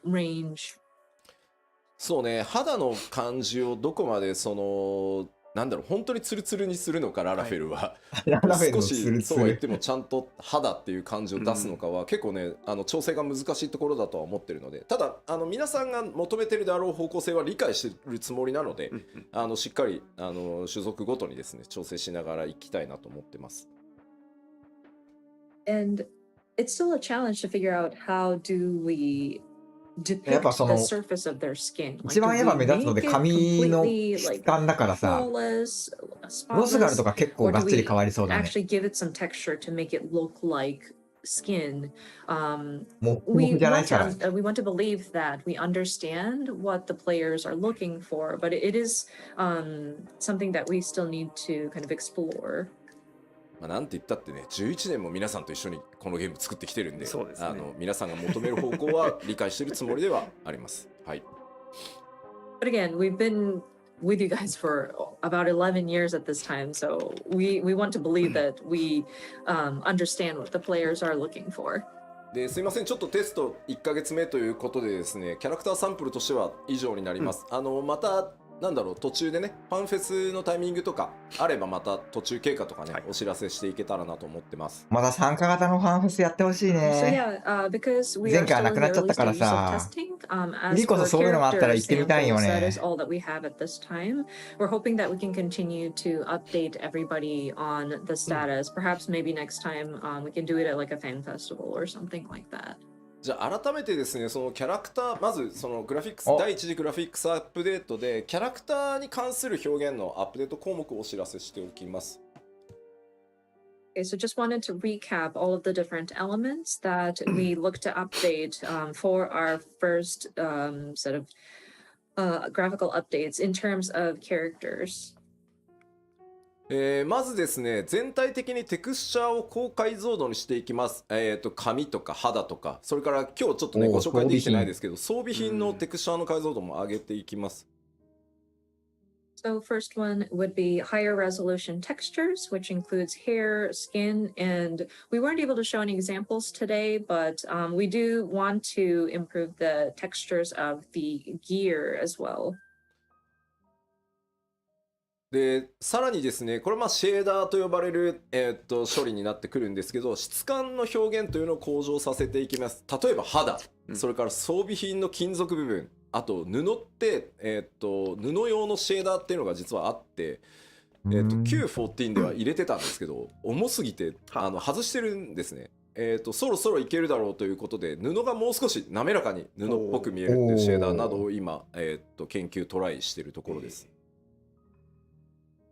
And then the next item, and 楽 this しみ is だね。 relating ゲーム to の various 内 shaders, 容 shader じゃないところでも processing, こうワク which ワクす is るよね。 improved material qualities, of course, skin, metal, and 普通に fabric. グラフィックアップデっ It's て interesting テンション because 上が in る。 the 1.0 or like the old version of Final Fantasy XIV, there was a shader or like a process that was just applied to fabric so that it would look the textures would the texture quality would look like fabric, but it was too heavy of a load on processing, so we had to remove it in the relaunch. But we're testing various ways to see if we can apply something like that to make fabric a bit more, well, smoother and more fabric-like. And we're still kind of researching and trying out various methods. そしてですね、キャラクターに対してのライティングとシャドウの強化というのもやっていきます。特にね、見栄えに直結しやすいこうセルフシャドウに関してはすごくずっと気になってたんで。And then again, lighting and shadow, better lighting and shadow effects, especially for the player's さっき shadows. 前半2時間ぐらい言ったよね。まだあと40分ぐらいあるよ。まあさっきもお話しましたけど、できるだけプレイヤーの皆さんの今のキャラクターに持ってるイメージっていうのが変わらないように、綺麗になったな俺のキャラって思ってもらえるようにしていきたいと思ってます。そうだよね。一番嫌なのってさ、今のその自分で気に入ってるキャラのイメージが崩れることだよね。 to make it so that the overall appearance of player characters リアルに will be 寄った altered こ as とによ little っ as て possible. We イ want メー you ジが guys 崩れちゃ to うっ see て the 普通に graphical あるから updates さ and。think, oh wow, my character's become pretty. で注意点が2つあって、はい、まず1つ装備品。信じられない数のアセットがあるので、あれを 7.0 までに全部コンバートするのは不可能です。全くだ。 So 2 points of caution. The gear, we mentioned about updating the material quality of gear, but you know, there's an incredible, unbelievable amount of gear available for all of our player characters. And considering we'd have to convert them all, we will not be able to get through converting all of the gear by the 7.0 timing. なので 7.0 で新しく実装されている装備っていうのは全て今回のグラフィックスアップデートを経た内容で作っていきます。なのでクオリティがより高いもので全部用意するつもりです。So any gear that is implemented 多分着ぐるみもより着ぐるみになるんじゃないかな。gone through the process of the そこは updated 期待して良さ graphics. そうです So ね。 of course those will be of the higher quality. ただし、できる限りこうプレイヤーの皆さんがミラプリとかをしておしゃれによく使っているものに関してはちょっと優先的にできる限り対応をして、またパッチ 7.x シリーズで徐々にその古い装備っていうのも新しい仕様に少しずつこう対応していくように俺のお気に入りのますので、ちょっと数年がかりで全体が上がっていくことにはなるかと思いますが、よろしくお願いします。お気に入りの装備もぜひ優先的に頼む。このハモモミニと We understand that there are certain glamours プリガンジャケッ that ト people use often. So we want to お願いし look ます。 at those and try to get those done with a higher priority in terms of like which to get to. And throughout the 7.x series is when we will address the rest of the previous equipment or gear. So I'm afraid it will take at least a few years to address all of the different textures. あと NPC です。今回ね、プレイヤーのキャラクターみんなクオリティアップするじゃん、バーンって。NPC 全員も無理だと思っていて、7.0 までには。The other thing are the 無理で NPCs. しょ I know we talked about updating the player characters and the graphics on those, but I'm afraid we're not going to be able to address all of the NPCs by 7.0. 申し訳ないんだが、クオリティの高くなった NPC とまだなんと順番が回ってこない NPC っていうのが出てしまうと思うんですけど、ちょっとそれも許していただけると助かります。アルフィノは前回のままだけどね So って言ってアリでだけ綺麗に terribly なったらちょ sorry っと to 面 say 白い this, な。 but you may start seeing NPCs that have gone through the graphical 私は updates and those that have not 私 gone は through the 新しい updates. キャラクター But グラだけ your ど understanding would be アルフィノは appreciated. まだだからこれをね全部やれって言うと、いやもうじゃあグラフィックスアップデートやめましょう、無理です無理ですってなっちゃうんで、ちょっとちぐはぐっていうのが出ちゃうタイミングがあるとは思うんですけど、それをやっぱりやってほしい承認していかな。ないといつまで経ってもできないと思ってるので、ちょっと許していただけると。なのでちょっとイルベルドはまだ後でいいかなみたいな。And if I were to tell my team that, okay, we need to do everything, then people are just going to throw in the towel and be like, no, this is impossible. So I'm afraid there will be times at which not all of the NPCs will have gone through their graphical updates, and it might look a little disoriented or disjointed. But if I don't allow for that to happen, we won't be able to get to it. So でも again, さすがに if 主 you 要な could forgive NPC us からガンガン for やってくだろうな。よりムー going ビー through に that, that 移 would って be やすい appreciated. Like メンバーたちか River ら。 might not get his graphical update as quickly as maybe like the Sultana, but テレジアデレジはっていうお声がテレ結ジアデレジ構あるんですよ。俺はテレジアデレジただですね好きだよ。残念なんとテレジアデレジってプレイヤーのなんだろうキャラメイクで作られてるんで、僕らが手を下さずともあいつ勝手にクオリティ上がってしまう可能性が高い。面白い。それで some people are asking, oh, but what about Telegy Adelegy? ラウバーン And I の realize 左腕だけ his グラフィック上がった expression り。 is part of the parts that you can ラウバー select ン間 when に合わ you're なかったので creating と your りあえず character. 左腕 So だけグラ because フィ we're ックアップデート updating し the ました。 player character facial parts, Telegy Adelegy is going to have his graphical updates already. So 勝手に上がるは笑う。 he may be an exception to those NPCs. というわけでプレイヤーベースで組まれてるものはね必然的になるほどねそうなるんですけど、ナナモさんとかはねやった方がいいかなとは思ってるんですけど、ちょっとまだ精査まではしきれてないので、ちょっとそういう状態が可愛くなったナナモさんも早く見たいな。よろしくお願いします。ムービーで一 So 応見 yeah, れるか。 any characters 争 that 点 are 高のムー built ビーで based on facial 7も parts 3も or 映 body るよ。 parts that are available for players to utilize will probably be updated simultaneously with like the player character graphics. But there are certain key NPCs that we're also looking at. Maybe the Sultana, but we have yet to sort of assess, and we will continue to sort of explore the options. でまあちょっと今日お見せしたのは繰り返しになりますが、テストをスタートしてまだ1ヶ月ちょっとのデータなので、さらなるですねクオリティの向上に向けて他の種族も含めて逆に1ヶ月でよくあそこまでしていきます。やってくれたよな。こんな感じになるもっとなんか、全然思ったよりまだまだ変わってないなぐらいのイメージしてたからさ、1ヶ月 Yeah, って聞い again, て。 what we showed you was only about a まだ month 全 or 然 so なんか of testing. So we're 思ったら hoping to provide you with more updates as they 全 come 然そ in. れより上を行 Perhaps the く other races, データを perhaps we 出 can してきたよ provide you an update with gear, etc. in the not so far future.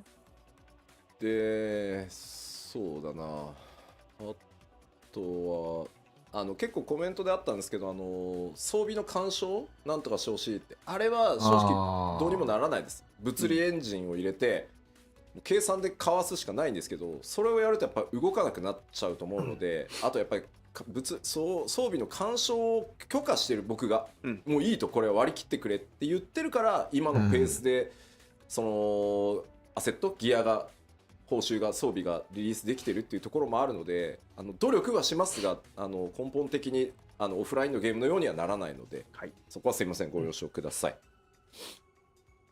And I'm also seeing comments about can you do something about like gear or equipment or like player characters like body parts interfering あま with り貫 graphics 通とか of してしまうのは gear, equipped ご gear. 愛嬌というこ And とです I'm な。 afraid that is something that we cannot address fully.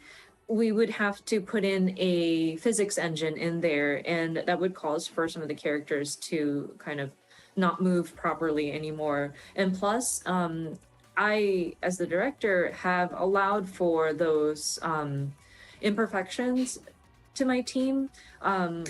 I'm afraid we're just moving on with it, or else we won't be able to keep the pace in releasing these different gear and the different designs that is available. So I'm afraid we are unable to address it fully to match something that of a like a standalone game. Sorry. さあでは全然でも次気にしないけどな。はですね、ちょっと BG マップに関わるところもテスト1ヶ月ちょっとのサンプル持ってきました。いいね。Okay, we have more samples though. This time it's for あ、そっ various か、俺、あれだわ、 backgrounds この and 後あれ like があるん map だ。 elements. まずこれ 6.x 中はのロ単ードマップ純に、もあるんだ。テクスチャーとかに何も手を入れずに配置できるライトの数を増やすっていうテストのサンプルです。So this first image is a test of just simply the number of lights we can place in a certain scene without it touching any of the textures or surfaces. 配置ライト数をですね複数増やすと全然変わるね。こんな感じになります。ライトが増えるだけで So こ we んな just にも added イメー a ジ few 変わ more るんだ。 lights in a particular scene, and what you see is in the right side of the image. ライトがですね遠くに左側ね1灯しか焚けないので、ちょっと見てほしいのは手前側にあるデスクに影がほぼ落ちてないのが、右側複数ライトによってちゃんと影が出るようになってるでしょ。ああ、本当だ。すごいが So っ if つ you り look at the one on the 机 left, の we 影って were わかる only ぐらい able は to っきり place one light source in the scene, but in 見える the ね。 picture on the right, we were able to place multiple lights to give it a more realistic look. And as you can see, the desk is now casting a shadow.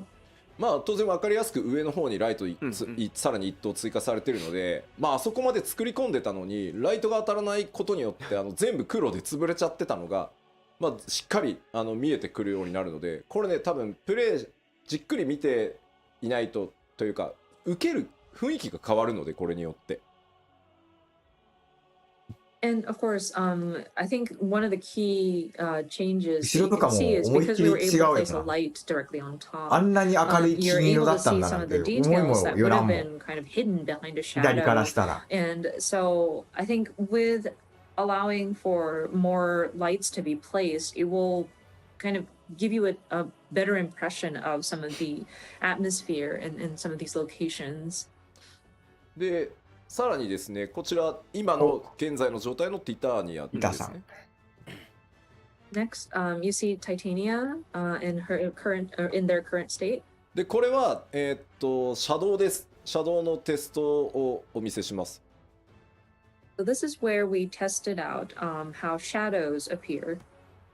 まあ影に使ってるテクスチャーの解像度と計算を上げていくので、これぐらいくっきり見えていくようになると思います。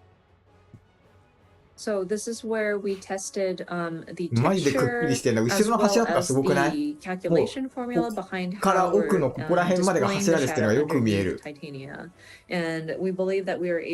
ろはぼやっとしてるけど。さらにですね、これ複数ライトも置いてみてるので、もう今の14だと左の環境しか作れないんですけど、複数ライトをさらにカラー変えたりしていくことで、右のようにね、かなり複雑なライティングの絵作りっていうのができていくようになります。And as you can see, we have multiple lights again in this updated picture, and then plus we put some colored lighting. So the background is exactly the same, and it was actually quite intricately built. But by having these different lighting available to shine on it, you can see the complex details that was part of the structure. それはもう決めた。ちなみにこれ。左のティタニアのストーリー的には左の雰囲気がいいなって言ってるコメントがあるんですけど、はい、実はこの状態をさらにグレードアップさせたバージョンを BG チーム作ってきたんです、サンプルとして。ただ開発者目線で見ないと分かんないからライトの色を赤とかにして複数ライトが混ざってるっていう環境を作ってくれって言って僕がわざわざあえてこうしたんだ。デザイナーのセンスよく統一してきたものをバラしたんで、なるほど。デザイナーのセンスじゃないので、これね、僕のプレゼン用だと思ってください。デザイナーの名誉のために言っときます。デモ用ですね。はい。ねえ、本当ね、すごいいいとこに使ってくれてるなって思う。ありがてえよ。mood with all the muted colors. Yoshida I want to point out that this is the developers actually brought to me an example of what improved graphics would look like with that stayed within the color palette of the original picture, but that's very much in the developer's perspective, and I wouldn't be able to tell the difference of what has improved. That's why I had requested my designer to intentionally place red lights, something that's more obvious, just to show an example. So don't worry, this is not what we're trying to do. We're not trying to like destroy the atmosphere. The designer was very mindful about keeping the tone of the story, but I wanted a more like overt example. So just wanted to clarify that. でここでちょっとね特に注目してほしいのが画面右の奥、上の方に見えてるステンドグラスのあたりをちょっと見ていただきたいんですけど、And one part that I do want to point out, if you look at the upper part of the image, where the stained glass is, ステンドグラスすごいよね。左と右マップのポリゴンは何も変わらないんですね。テクスチャー解像度も変わってないです。模様がはっきりしてるじゃん。So just reiterating that we have not changed any of the polygons that are in the map layout. We did not improve any of the textures here. なのでライトを変える複数置けるようになるだけで実は BG アーティストたちがこだわって作っていた箇所っていうのがより明確にちゃんと見えるようになるんですよ。左は全部影で潰れてるんですけど、もともとちゃんと凹凸あるんですね。And so this is what I'm trying to show with this image is that by being able to place multiple lights in a scene, we are able to showcase the details that our background artists have put into the structure. So above the stained glass, you might see these sort of like tiered sort of molding on top, and the picture on the left, it makes it unnoticeable because it's kind of drowned in the shadows. So by being able to place multiple lights, we're able to accentuate those details that あんま our りさ、戦 background 闘中じゃ team そういうとこ has って見ないけ put ど、こう、終 into わっ the た後の写真 structure. 撮影とかでめちゃくちゃバッ変わっクグラウンドアーティてくるね。ストたちはライトの追加をやっていこうって言ったらめっちゃ喜んでました。おーそりゃそうだよね。作ってくれた人たちが So そこを when 見 we て were もらえるよう talking になるんだ about もんな。 adding multiple ちゃんと。 lights, the background team definitely had a very strong reaction to that. よかった。さあで次はですね、こちらは金属表現を、おーその質感を上げますというサンプルになります。 So next sample we want to show you is how we より depict ツヤツヤなのかもしかし like て。 the texture of the metal. こちらもですねデザイナーの趣味というよりはですね悪趣味なぐらい変えてくれって言ってるのでそれにご承知おきください。さあ、どうな And of る course, this again is supposed to be an 悪趣味なぐらい example. 変え And てく so れ。 I asked my designer to いやらしい make ほど it 禁じた。 very gaudy at this point. So please understand it is お not ー necessarily the designer's choice. あー、確かになんかより高級感すげシェーダえ。ーがなくてできなかったので、まあこれぐらいゴールドをちゃんとこの真ん中のやっさていきますよ。丸のとこすごくない？全然だってこの黄色い So up until now, 左 we 側の didn't さ have the proper shaders to 黄 apply, 色い but 丸 we would の love to 外側 improve the こんな look んないじゃん of もうむしろ metallic surfaces. めっちゃ For くっき example, り見え gold てる。 here. すごいですよね。ネットで吉田の家じゃんって書いてあるんだけど。右の壺みたいなやつも全然仕事して違う。ないわ。 People are saying, "Oh, is this Yoshida's house?" I was like, "No, if I were that rich, I wouldn't be working." でもこれ怖いもんで、今まで我々は左を金だと信じてまいりましたけども、なんかもうブラスにしか見えないですよね。Yeah, actually, we trusted left side screen is gold. Up until now. これいいな。これ宝物庫より宝物庫感出るね。なんか、no more. まあこういう形ガチ宝物庫来たって感じになる。質感強化っていうのもやっていきます。まあこれはねとてもわかりやすい例じゃないかなと思います。Thank you for that. But yeah, again, we're trying to make improvements to the material quality, so the こ look りゃあ of 2年後が楽 metallic しみだ。2年 surfaces as は well. 7.0 に向けてのさらにですね、だからいいんだよね。多分マッ7.0プからだんだん変わっていくから。メモリっていうのも、上限を上げてあげようと思っているので、それによってですね、より多くのオブジェクトが配置できるようになっていきます。 And そのうちハグで出たり was してね。 to look at the memory resources allocated それ一 to 個 rendering で a particular area on a map. 遊んで暮らせるかもしれ And ない。 I'm looking to raise that sort of cap so that we can place more objects in a particular field. まあこれ左側が現在よくちょっとマトシャと出会ったりするところですけど、こんな感じになってます。これ現在。レドン。 So the left side, you may remember your first encounter with Matsuya. でそれがですね、今回このぐらいまではいけるだろうと。おー。なんか板追加されてるけど。 And with testing, we are seeing that we could possibly place more objects like these. 左と比べてですね、やっぱりまず注目点としてはその1枚のループで作られてたその階段状になってる部分っていうのが、それぞれ素材違いをしかもこう組み合わせね、すごいよね。で、ずらして配置したりすることによってこう使い込まれた感とかより出せていける、この辺りはね実はすごく大きいと思います。若干だけどさ、後ろ And に so 映る in the 水も left, 少しい you may い感じに notice なって that ない？ it's just あ a んま変わんねえかな。 repeat, layered on, like a repeat は layered っきり on はわか top んない of けど、なん each か other. 水が But さ、 in the updated graphics, you can 左ちょっと see 濁って that るけど、 we are 右 able to place 透明感ない？ objects, not オブジェクトも増え exactly ててちょっと見づらいけ like ど。 on top of each other, but like you can shift it by a little bit. It'll allow for a more ね、砂 realistic も depiction of この樽の the 周りとか area そうだよ has been ね。 in ちょっと use. さ、大 So きめ this の is 石とか actually が quite, it 砂利 helps with like the に混ざってる immersion. ところとかないもんね、であと左だと。はそのペラッとしてて。床ですね、実は、床草の上にもないし。もう一枚テクスチャーを重ねてブレンドさせることでですね、床のこうひび割れだったり、細かい今だとねすごいメモリがないので巨大な床を一枚貼ってどうにかってところなんですけど、そこをさらにこう質感上げていけるようになる。And then the floor or the ground with the graphical update would be able to add another layer on top to give it more texture and kind of blend it in. So like cracks in the ground.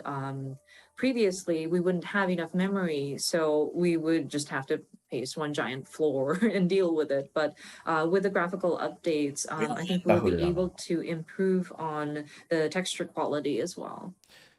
そしてですね、続いてからちょっと BG でお知らせする最後になるんですが、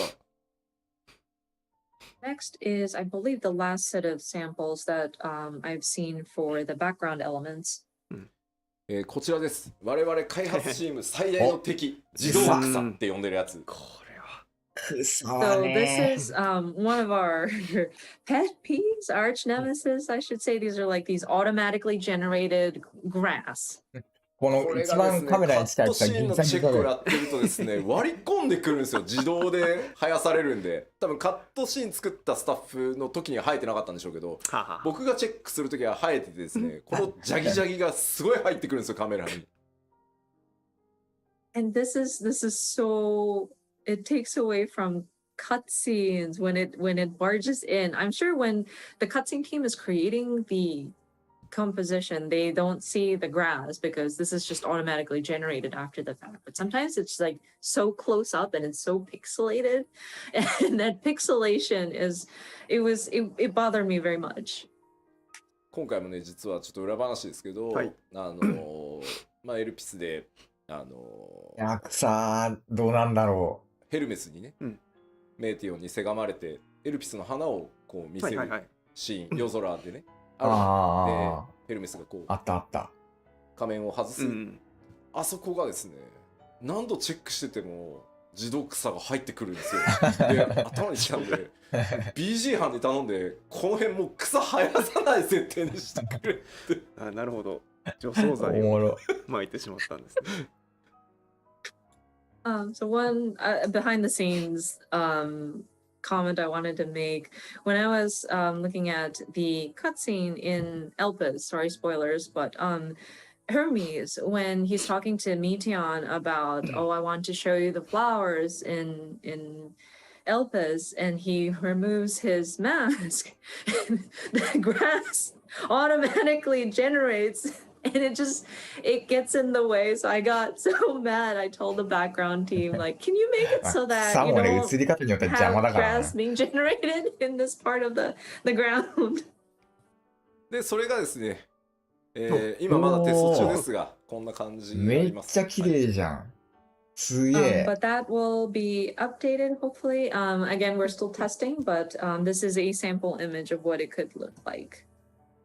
で、まあ、種類もね、複数持てるようになるので、これね、草原から上は何も手入れてないんですよ。向こうに見える木とか全く今のままなんですけど、まあ、こんなに変わるですよね。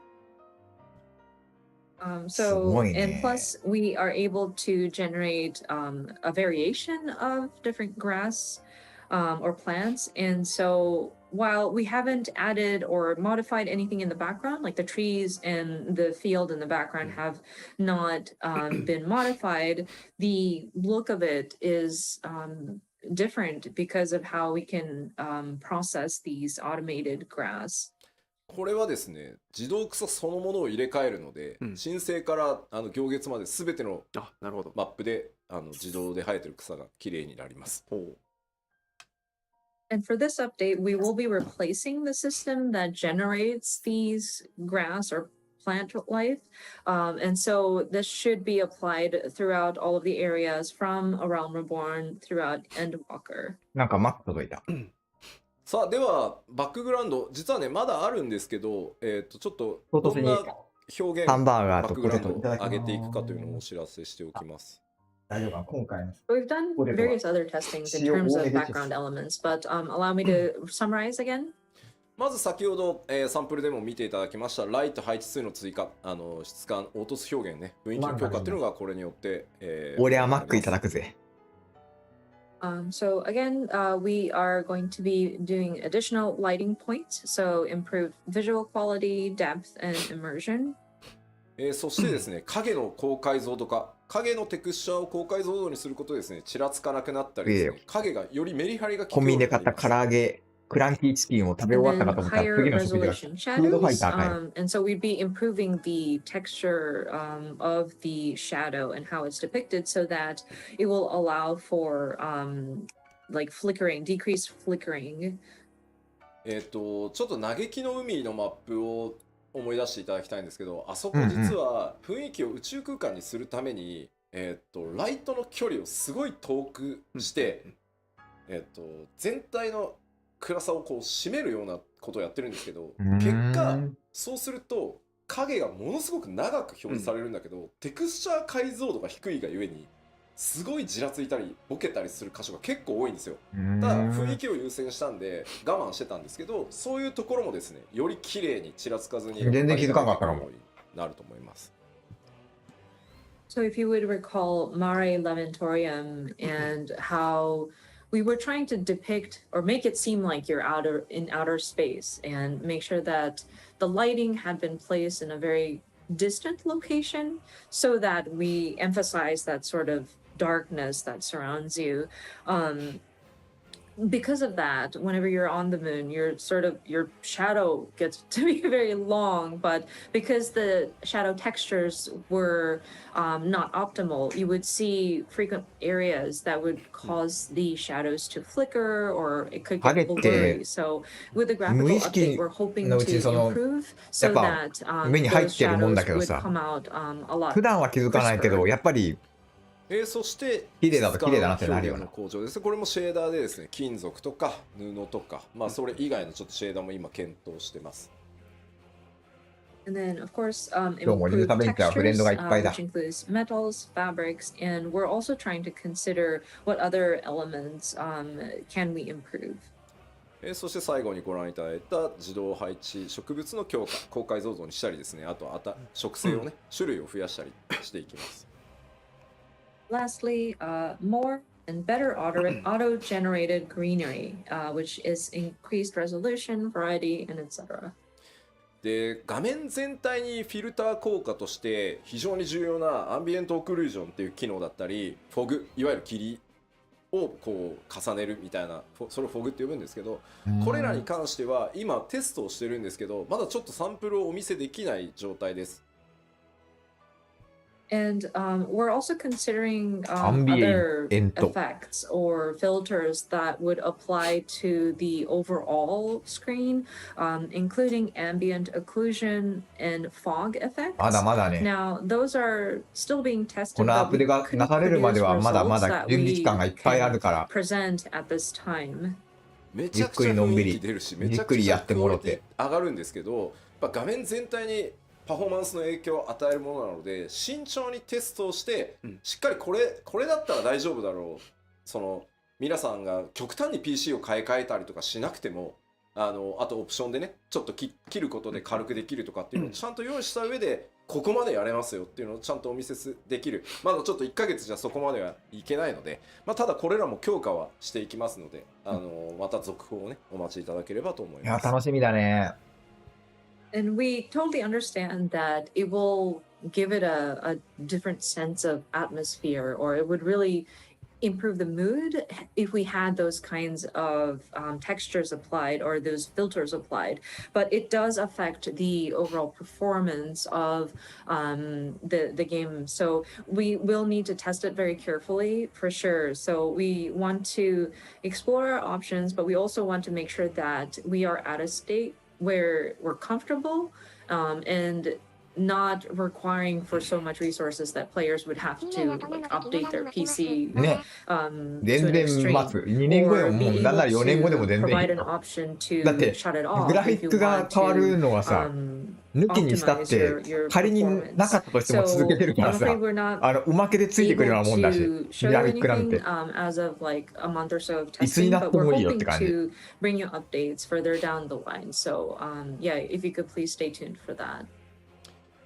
さて、では、グラフィックス第1次グラフィックスアップデートの、今日お伝えできる範囲としては、ここまでとさせていただきます。あれだよね、なんかさ、よく SS であれ使ってる人にはなんだっけ、G シェードだっけ、リシェードだか G シェードだかよくわかんないけど、あれは物が違うのかよくわかんないけどさ。all that I ああいう感じ have の for today's presentation. いらなくなるぐらい綺麗になるかもね、このうち3はつ。目なんですが、引き続き多くのアップデートこれまでと変わらずですね、適切なスケジュールでお届けしていきますよというお話です。So yeah, we will continue to provide regular updates on an appropriate schedule. せっかくの機会ということでですね、ちょっと 6.1 から 6.5 まで現状決まっているものでお知らせできそうなものをお知らせしておこうと思います。So I would like to share information that we know that we're going to have from 6.1 through 6.5. まずパッチ 6.1 なんですけど、こちらでリリースタイミング読み切れないと思うんですけど、皆さんこれタタルの大繁盛商店。はい。So 6.1 何これseries. I understand that it's still kind of hard to see when it's coming, but we are looking at April at this time. 当然ですが、メインクエストのアップデートというのは 6.1 から 6.5 まで新しい冒険をお届けしていこうと思ってます。ここに誰までの復興とかって文字が入ってきたら俺死ぬかと思ったけど、なさそう。The updates to the main scenario. We will have a new story with each patch installment. そしてですね、全世界から帰ってこいと言われていた、事件や紳士ね、ついに帰還でございます。ヒルディブランドの行月編が、始まります。Of course, we've heard many people ask for him to come back. This gentleman extraordinaire, Mr. Hildebrand, will be making his return. 新しいサブクエストシリーズとしてですね、タタルの大繁盛商店というのが、連続として始まります。なんだろうね。And then, of course, どういう a も new のになるん series だ of ろう。 side quests named Tataru's Grand Endeavor. ちなみにヒルディブランドが最後に目撃されたのはパッチ 5.3 で実装された漆黒決戦ノルブラントで、そういたよねエリディブスによって召喚された中にいましたね。確率でたまに出てくるんでね、あいつそう俺一回だけ見たわ。あそこですね、最後に目撃されてるのは。I believe the last みんな見たことある？生で。 last time Hildebrand was 一 seen 回だけね、ノルブラン was トで見た。 in patch 5.3, the Hero's Gauntlet. And this is a random occurrence, so you may or may not have seen him. But when you are doing your Warrior of Light battle, he is one of the people that is summoned. さあ、どんな冒険とかね、珍道中になるのか、ぜひ楽しみにお待ちください。But yeah, we hope you enjoy whatever odd adventures that he gets into. どんどんいきます。パッチ 6.1 まだまだあってですね、ミソロジーアライアンスレイド、ミソロジー・オブ・エオルゼア、12子にまつわる物語ですね、スタートします。Continuing with patch 6.1 updates, we 限定 will まだっ have て our Alliance Raid, Myths of the Realm, Part 1, おかえりゲーム。 implemented. This is going to delve into or touch upon the mythos of the 12 gods. そして新 PVP のクリスタルコンフリクトというのが、スタートしてアルカソーダラとか来るか。アルカソーダラ続編があって、ゼツは本当お待たせしました。レイド大好き勢、本当お待たせしたんですが、最新ゼツリリースします。みんなゼツやるんか？ And so next is a new PvP, the Crystalline Conflict. We will have a new Beast Tribe quest, or like a new tribal quest, Arkasodara tribe quest in their dailies, and then a new ultimate content. Thank you so much for your patience. Our new ultimate duty will be implemented as of 6.1. ゲームはね、アルテマになりますが、もうバランスチェックも終わっていて、結構むずいですよ。And of course, we will finally be reopening the Unreal battles. Ultima's Bane will be what's coming for the next battle. We are currently testing this out, but it's quite challenging. アルテマウェポンってもともと結構初期に時間のない中で作られていて、カメラ位置を分かってる IL が結構みんな上がってるんで、見てるな。いろいろギミック無視できたりとか、被弾してもそんなになんですけど、レベル90でバランス取り直してきっちりアイテムレベル確定させたらね、やっぱ面白いしやりごたえあるなこれって感じでした。絶どうしよう。誘われたらや Of ろう course, か when we な。first designed the Ultimate Weapon わかん fight, ないけど。it was done in a rush. And then by now, I think people have raised their item level. So even if you take damage, it's not as bad. But with the Unreal battles, we have adjusted the boss fight so that it matches that of a level 90 player. So, and we've kind of finalized the item level. So testing it out, I enjoyed it. It was a very interesting battle, and it's very challenging for sure. でも今ちょっとコメントであったんだけど、はい、蛮族クエストっていう蛮族っていう呼び方やめたいなってコメントがあって、確かにそうだね、ちょっと考え直そう。メモっといてもらっていいかしら。蛮族って言い方ね。There was a comment about the beast あんま気にしなかったからな、今まで。なんか、ゲームだからさ。Not be very favorable to call it that. I know we're trying to shift it to say あんまりなんか呼び方がどうこうって、ゲーム内だからって割り切って見てると全然気にならないけど。そして絶なんですけど、まあめっちゃ調整続いてるんですけど、多分一番難しいと思うんで、やる方は覚悟どうなるんだろうな。晩神は晩神でいてほしいな、なんか。a little bit to the ultimate duty, the new ultimate duty, and we're balancing right now and making adjustments, but it's quite difficult. So if you're up for a challenge, that's fantastic. But yeah, it's going to take some. It's going to again be challenging. 逆になんか晩神に代わるしっくりくる呼び方ってなんかあるのかな。I'm sorry. Ultimate would be not 6.1 but 6.11. So it's probably not at the same time as the major patch. メインシナリオをやったり、ハウジングの抽選に応募したりとかすると思うので、2週間空けて出す予定かな。はい。We are hoping that players would enjoy the main scenario first, and then 6.1 is also when we open up the Ishgard housing. So I'm sure people will want to sign up for like housing plots. So we're going to wait 2 weeks after the launch of the major patch and then release the ultimate duty. まだまだあってですね、6.1。さっきお伝えしたメインクエスト ID のキャラクターカードそういえばあったね。思い出したわ。それ以外のID もちょっとでハウジングエリアも来る。いろいろやってます。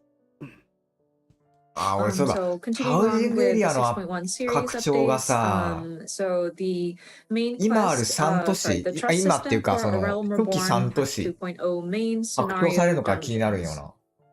そして新しいリワードシステムとしてですね、キャラクターカードっていうのの、システム実装が、ドーンと始まります。キャラカは楽しみ。And then a new calling card style UI. So this is going to be a new reward type system that we plan to start implementing.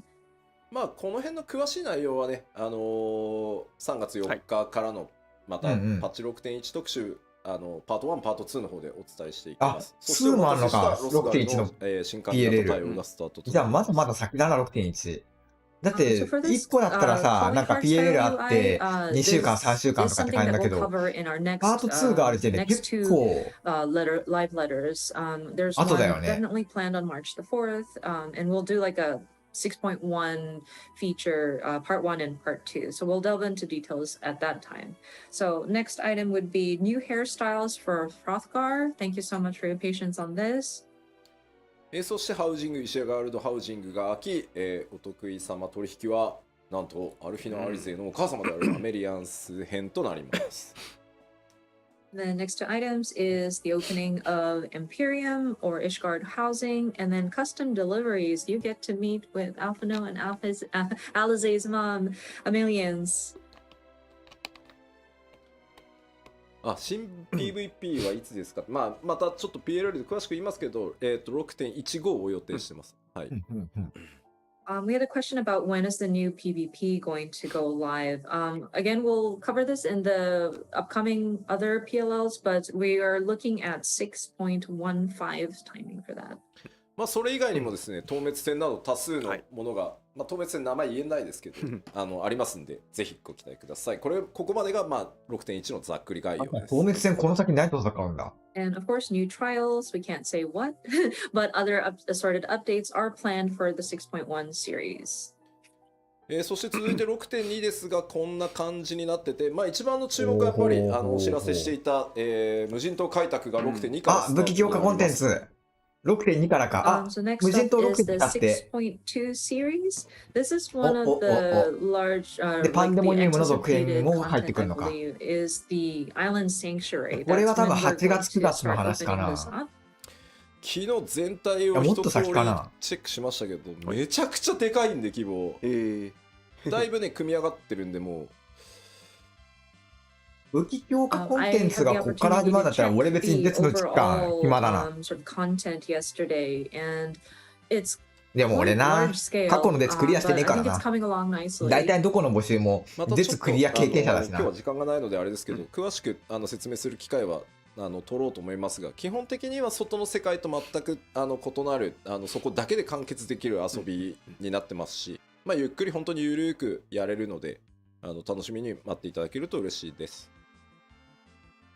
So I'm afraid we don't have the time to cover it today, but we will take the time at another opportunity so that we can explain the details of this. But it is going to be a different sort of area that you can enjoy, and it's a very self-contained sort of content that you can enjoy.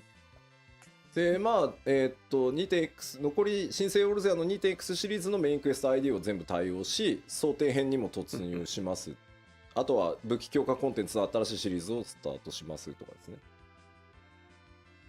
So going back to the earlier bullet points, we will be applying the trust system 武器強化コンテンツが X means 楽しみ。 dungeons, maybe partially 今回はどんな光り方をするのか。 It says here もうそうだ、もうね多すぎて入れてないんですけど、ミラプリの拡張もね 6.1 から第1弾始まるんで、ミラプリ拡張何が増える？ミラージュプレート増える。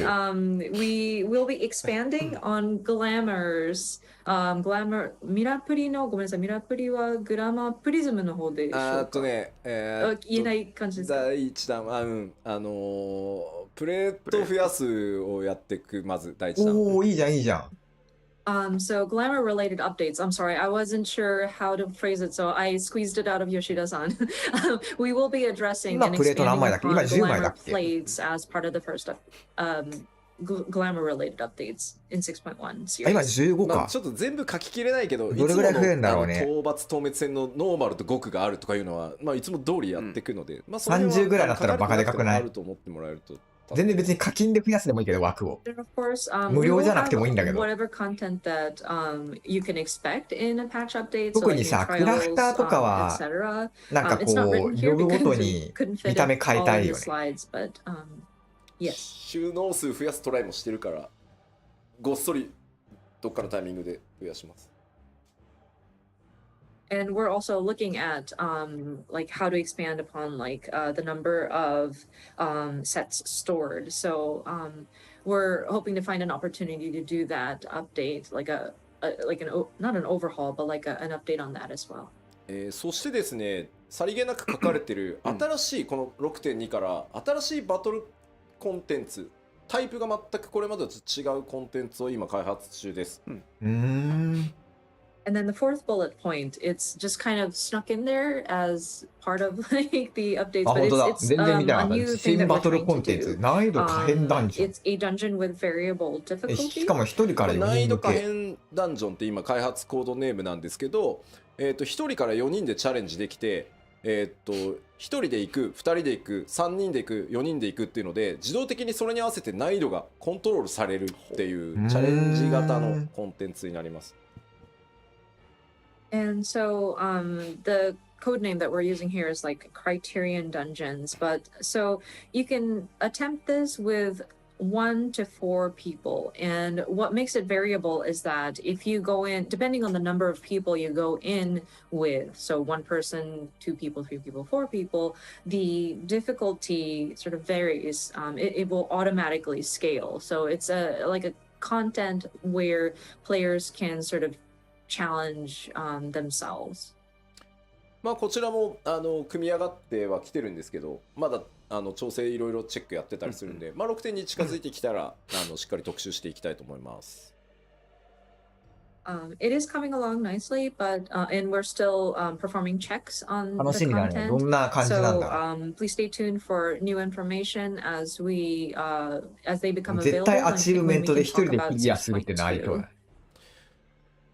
そして6.3 になるとですね、メインクエストの ID フェイス対応が争点編をここで完了させる予定です。ここでディープダンジョンの新しいやつで、列 And then も moving into 6.3, so we continued to add more trust NPCs. We should 列の間 be 隔早く able ね。 to address the remaining こんなもんだっけ。 main scenario instanced dungeons in Heavensward. 第5弾なんだろでかいのはですね、世界中からですね、ディープダンジョンシリーズの新しいのがやりたいという、お声をたくさん頂戴していたので、今企画をやっている最中です。6.3 で、ディープダンジョンシリーズの第3弾実装予定です。And then players from around the world had asked about when do we get a new deep dungeon? And so we are in the planning phases at this time. We're hoping to launch the third in the series of deep dungeons at 6.3 series timing. そしてですね、すでに、開発スタートして進んでるんですが、Z シリーズの第5弾を、6.3 でリリース予定です。何が来るかな。 And then we are already starting to make plans for this, but we do intend on adding one more ultimate duty. So this will be the 5th one in the series. そしてですね、6.2 でリリースされた、無人島開拓のアップデートももちろん行っていきます。And then, of course, because we will be opening up the Island Sanctuary as of 6.2, at 6.3 series timing, we will continue to update it. で、まあ、4と5はちょっとパッチ 6.4 と5はまとめてのご紹介になっちゃいますが、この4と5でグレーン編のメインクエスト ID のフェイス対応を全部終わらせて、まあ、これで、ストーリー上に登場する ID は、どうやら地獄のランキング系のコンテンツはなさそうだね。Next page covers both 6.4 and 6.5 series, but by this time we aim to complete the trust system implementation into all of the Stormblood main scenario dungeon series, and so that should get through all of Stormblood. で、難易度可変ダンジョンと呼んでる新しいバトルコンテンツシリーズの第2弾とか第3弾も入れていきますし、無人島開拓の開拓エリアを追加したりっていう予定ももう当然ね、我々長期計画で進んでるので予定されてます。あれ、そういえば DC カンテレポの話は。Our Criterion dungeons will see an update. We should have numbers 2 and 3 implemented. And then for Island Sanctuary, at this time we want to expand これのどっかに DC カンテレポ実装っていう項目があってもいいかなと思ったけど。でですね、例えば青魔同士のレベルキャップをどのタイミングにする、解放どのタイミングにするのとか、そういう状況を見ながら調整しているものに関してはどうしてもまだ言えないので、それらもちゃんとどっかのタイミングでやっていきますんで、またそれぞれでですね、パッチの特集をお待ちいただければありがたいなと。やらないとかいうわけじゃないんで、ここに書かれてないものはね、まだ詰め切れてないものはちょっと言えないので、さすがにまあこの辺りはもう全部確定しているのでお知らせして、 DC カンテレポはもうひたすらどうするかを。 I'm sure some of you might be wondering about, okay, when is the next time the Blue Mage is going to have their level cap increased? And some of these items we need to monitor the situation. And so ここら辺の DC カンテレポについてもちょっと話出るかと思ったけど、今のところ全く出てないもんな。 We do intend on doing it. We will share more information when we are going to do like a patch specific like updates live stream. Please note that even if it's not written in the document, it doesn't mean that we're not going to do it. So yeah, there might be information that we're still in the planning phases and we weren't able to solidify at this time. So we will continue to look at the various existing content and provide updates when we can. まあなんかパッチ情報を出すとみんな細かいところあれはどうこれはどうってやっぱりなっちゃうね。まあ気になっちゃうよ。皆さんが思ってることは基本的にやっていくんで大丈夫ですよ。I see that people in the comments are talking about various granular areas of patch updates, and I think it's safe to say that things that we know people are expecting in a regular update will more than likely be included. So I want to make sure that yeah, don't be worried.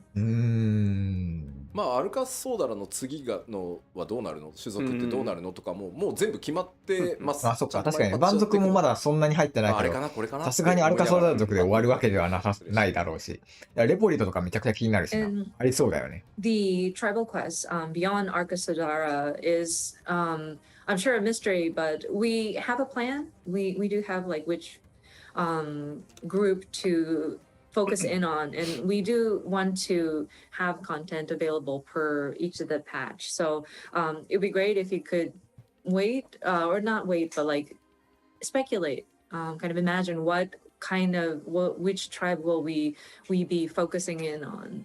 あとゴールドソーサーも予定してるんですけど、4になるか5になるかまだ決まってないんでちょっと待ってください。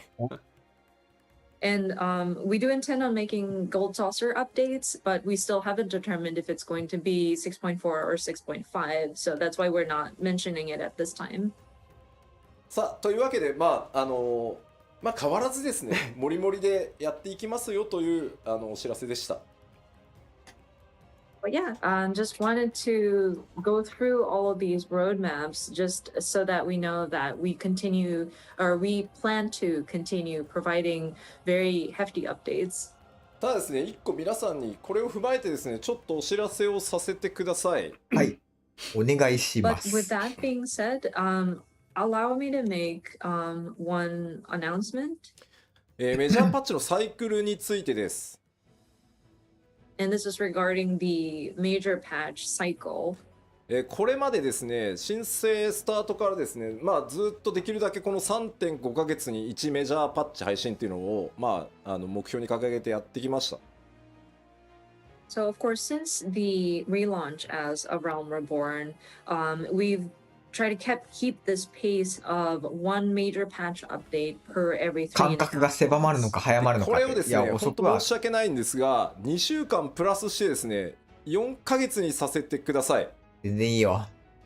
And I'm terribly sorry to ask you of this, but we need to extend it by 2 weeks, and so we want to change it so that it's one major patch every 4 months.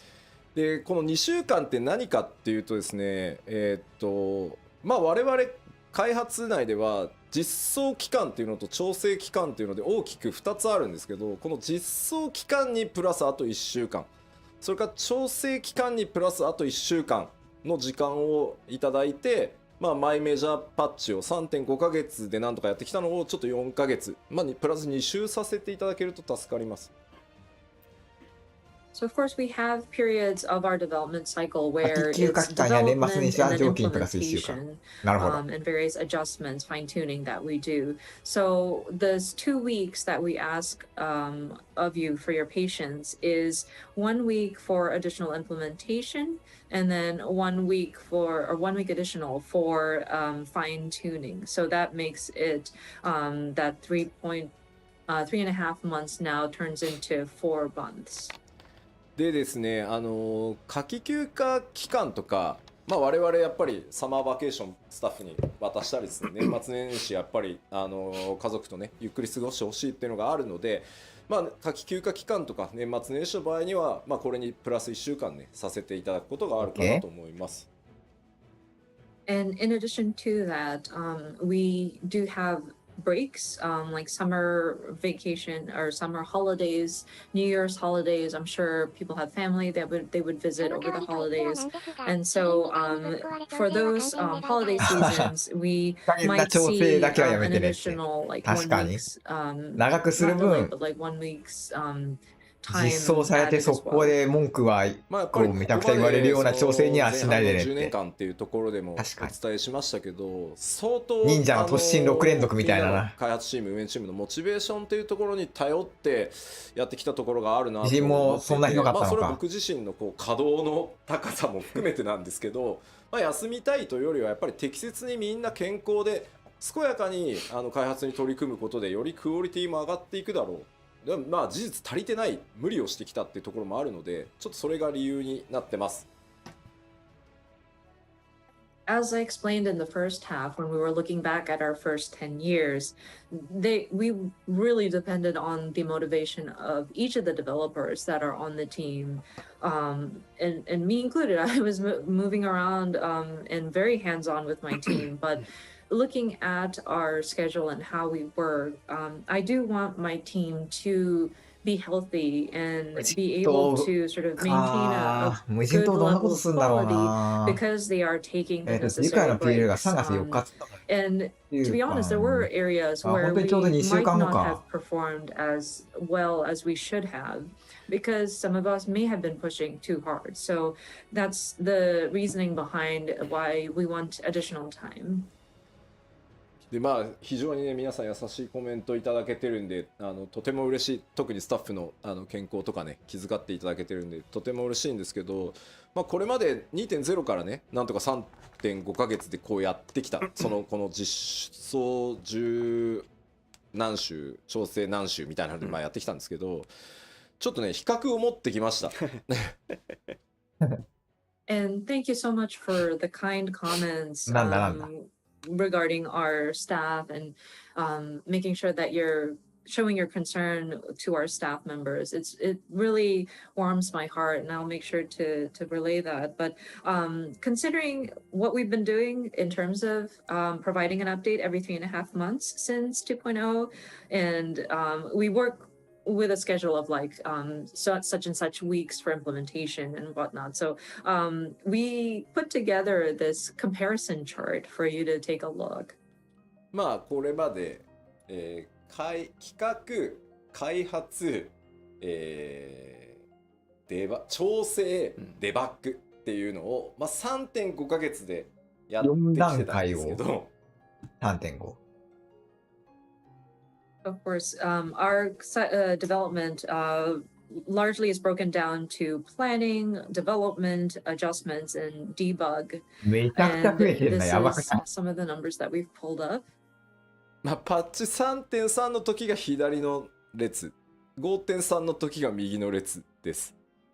全部増えてんのか。 So the column of the left is patch 3.3 series timing. ボイ And ス then the 数や column べ on the right is patch 5.3 series. アイテム数もえぐ。まあ、コンテンツ数がねそこまで極端にってわけじゃないんですけど、やっぱジョブ数がまずね11だったのが18になってたり、ボス数が作ってるボス数がもう17から23って増えてるんですよ。こりゃー確かに追いつかなくなるわ。めちゃくちゃ増えてるんで増えましたな。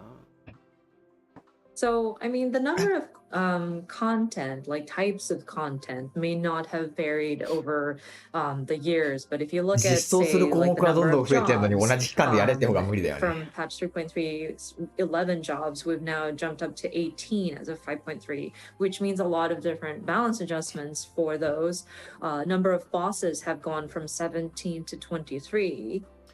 もちろんね開発スタッフっていうのも皆さんからいただいた月額課金で、まあ、どんどん採用してどんどん増やしていてチーム規模も当然上がってるんですけど、じゃあ人が増えればそんなに簡単に僕ら工場製品作ってるわけじゃないので量産が上がるかっていうとやっぱりそうではない。トレーニングも必要、経験も必要。やっぱりそんなスーパーエースたちが中川とか須藤とかがバンバン育っていくわけじゃないのでOf course, with our development team, thanks to the support via monthly submissions, our subscriptions from everybody, we are able to strengthen our team. We were able to hire additional staff. And so our team has definitely grown, but I mean, we're not in a factory manufacturing like we're not an assembly line. So we require training. We require for our staff to gain experience. Not everybody is a super ace player like Nakagawa or Sudo. 例えばこの開発チーム運営チーム三角形だとした場合に、この三角のスケールはめっちゃ大きくできるんですよ。はいはいはい。だけど結局上の方に行くと、どこまで行っても最後は頂点はディレクターとかプロデューサーってなってくると、ここがやっぱそんな簡単には増えないんで、そうだね、何でもかんでもたくさん調整もチェックもせずに出すってわけにもいかないから、まあ、吉田を別に分身させろとかその培養して増やせばっていう考えもなきにしもあらずだけど、培養テクノロジーがそのまま追いついてないんで、追いつけばやるのか。 So if you would imagine our sort of team, I guess, our staff, or how we're organized as like a giant triangle. And of course, we can always scale the triangle to be larger, but I mean, it's still a triangle, so the tip is very small.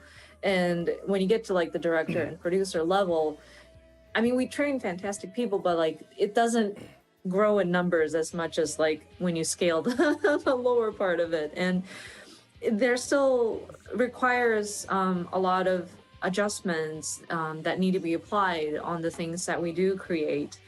And of course, it would be awesome if we can create like multiples of Yoshida. Maybe if we can clone him or like いいな、クローン吉田みたいな。 But still, it is quite a 生 challenge. きてるうちに見れるといいな。吉田にハイデリンキックして分割しようって言われてるけど、それ薄くなってんじゃん一吉田。一気に14個に。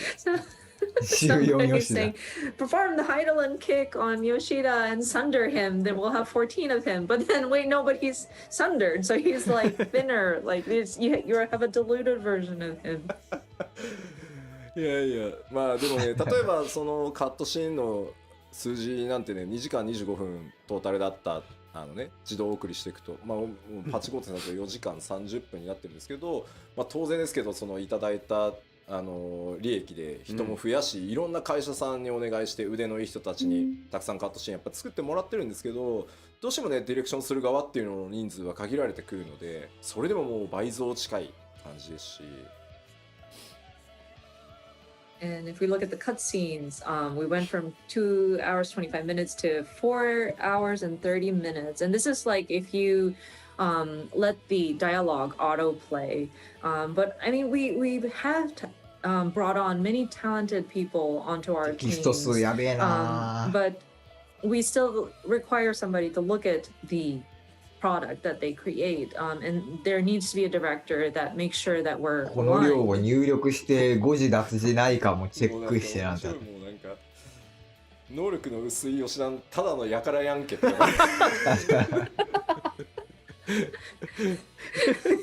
Comments still going on about Sundered Yoshida, like, well, but what if he's like that's like a low quality Yoshida? It's just a man. まあというわけでですね、これからもちょっと今日お伝えした内容 7.0 に向かっていろいろやっていきます。パッチの物量というのも頑張ってまた作っていきますし、クオリティとか調整というところも妥協なくねまた進めていきたいとは思うんですが、まあその分ですね、ちょっとこれまでのパッチサイクル3.5 ヶ月にプラス2週させていただいて4ヶ月っていうサイクルでですね、ここから先まだまだ楽しみお届けしていこうと思ってます。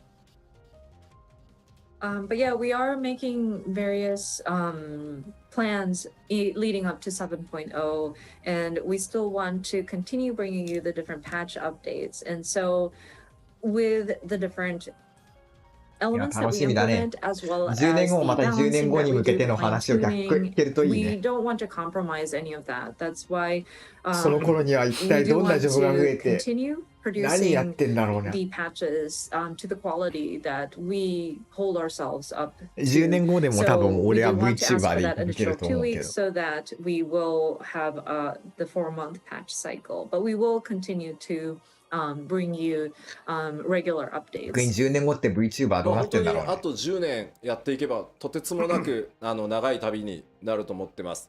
皆さんとね一緒に今度は20年歩んでいこうってことになるかと思います。And we strive for another 10 years. This is our goal. And I'm hoping that we will get to a point where we will be celebrating, or like we will be looking back at our journey in our 20th like anniversary.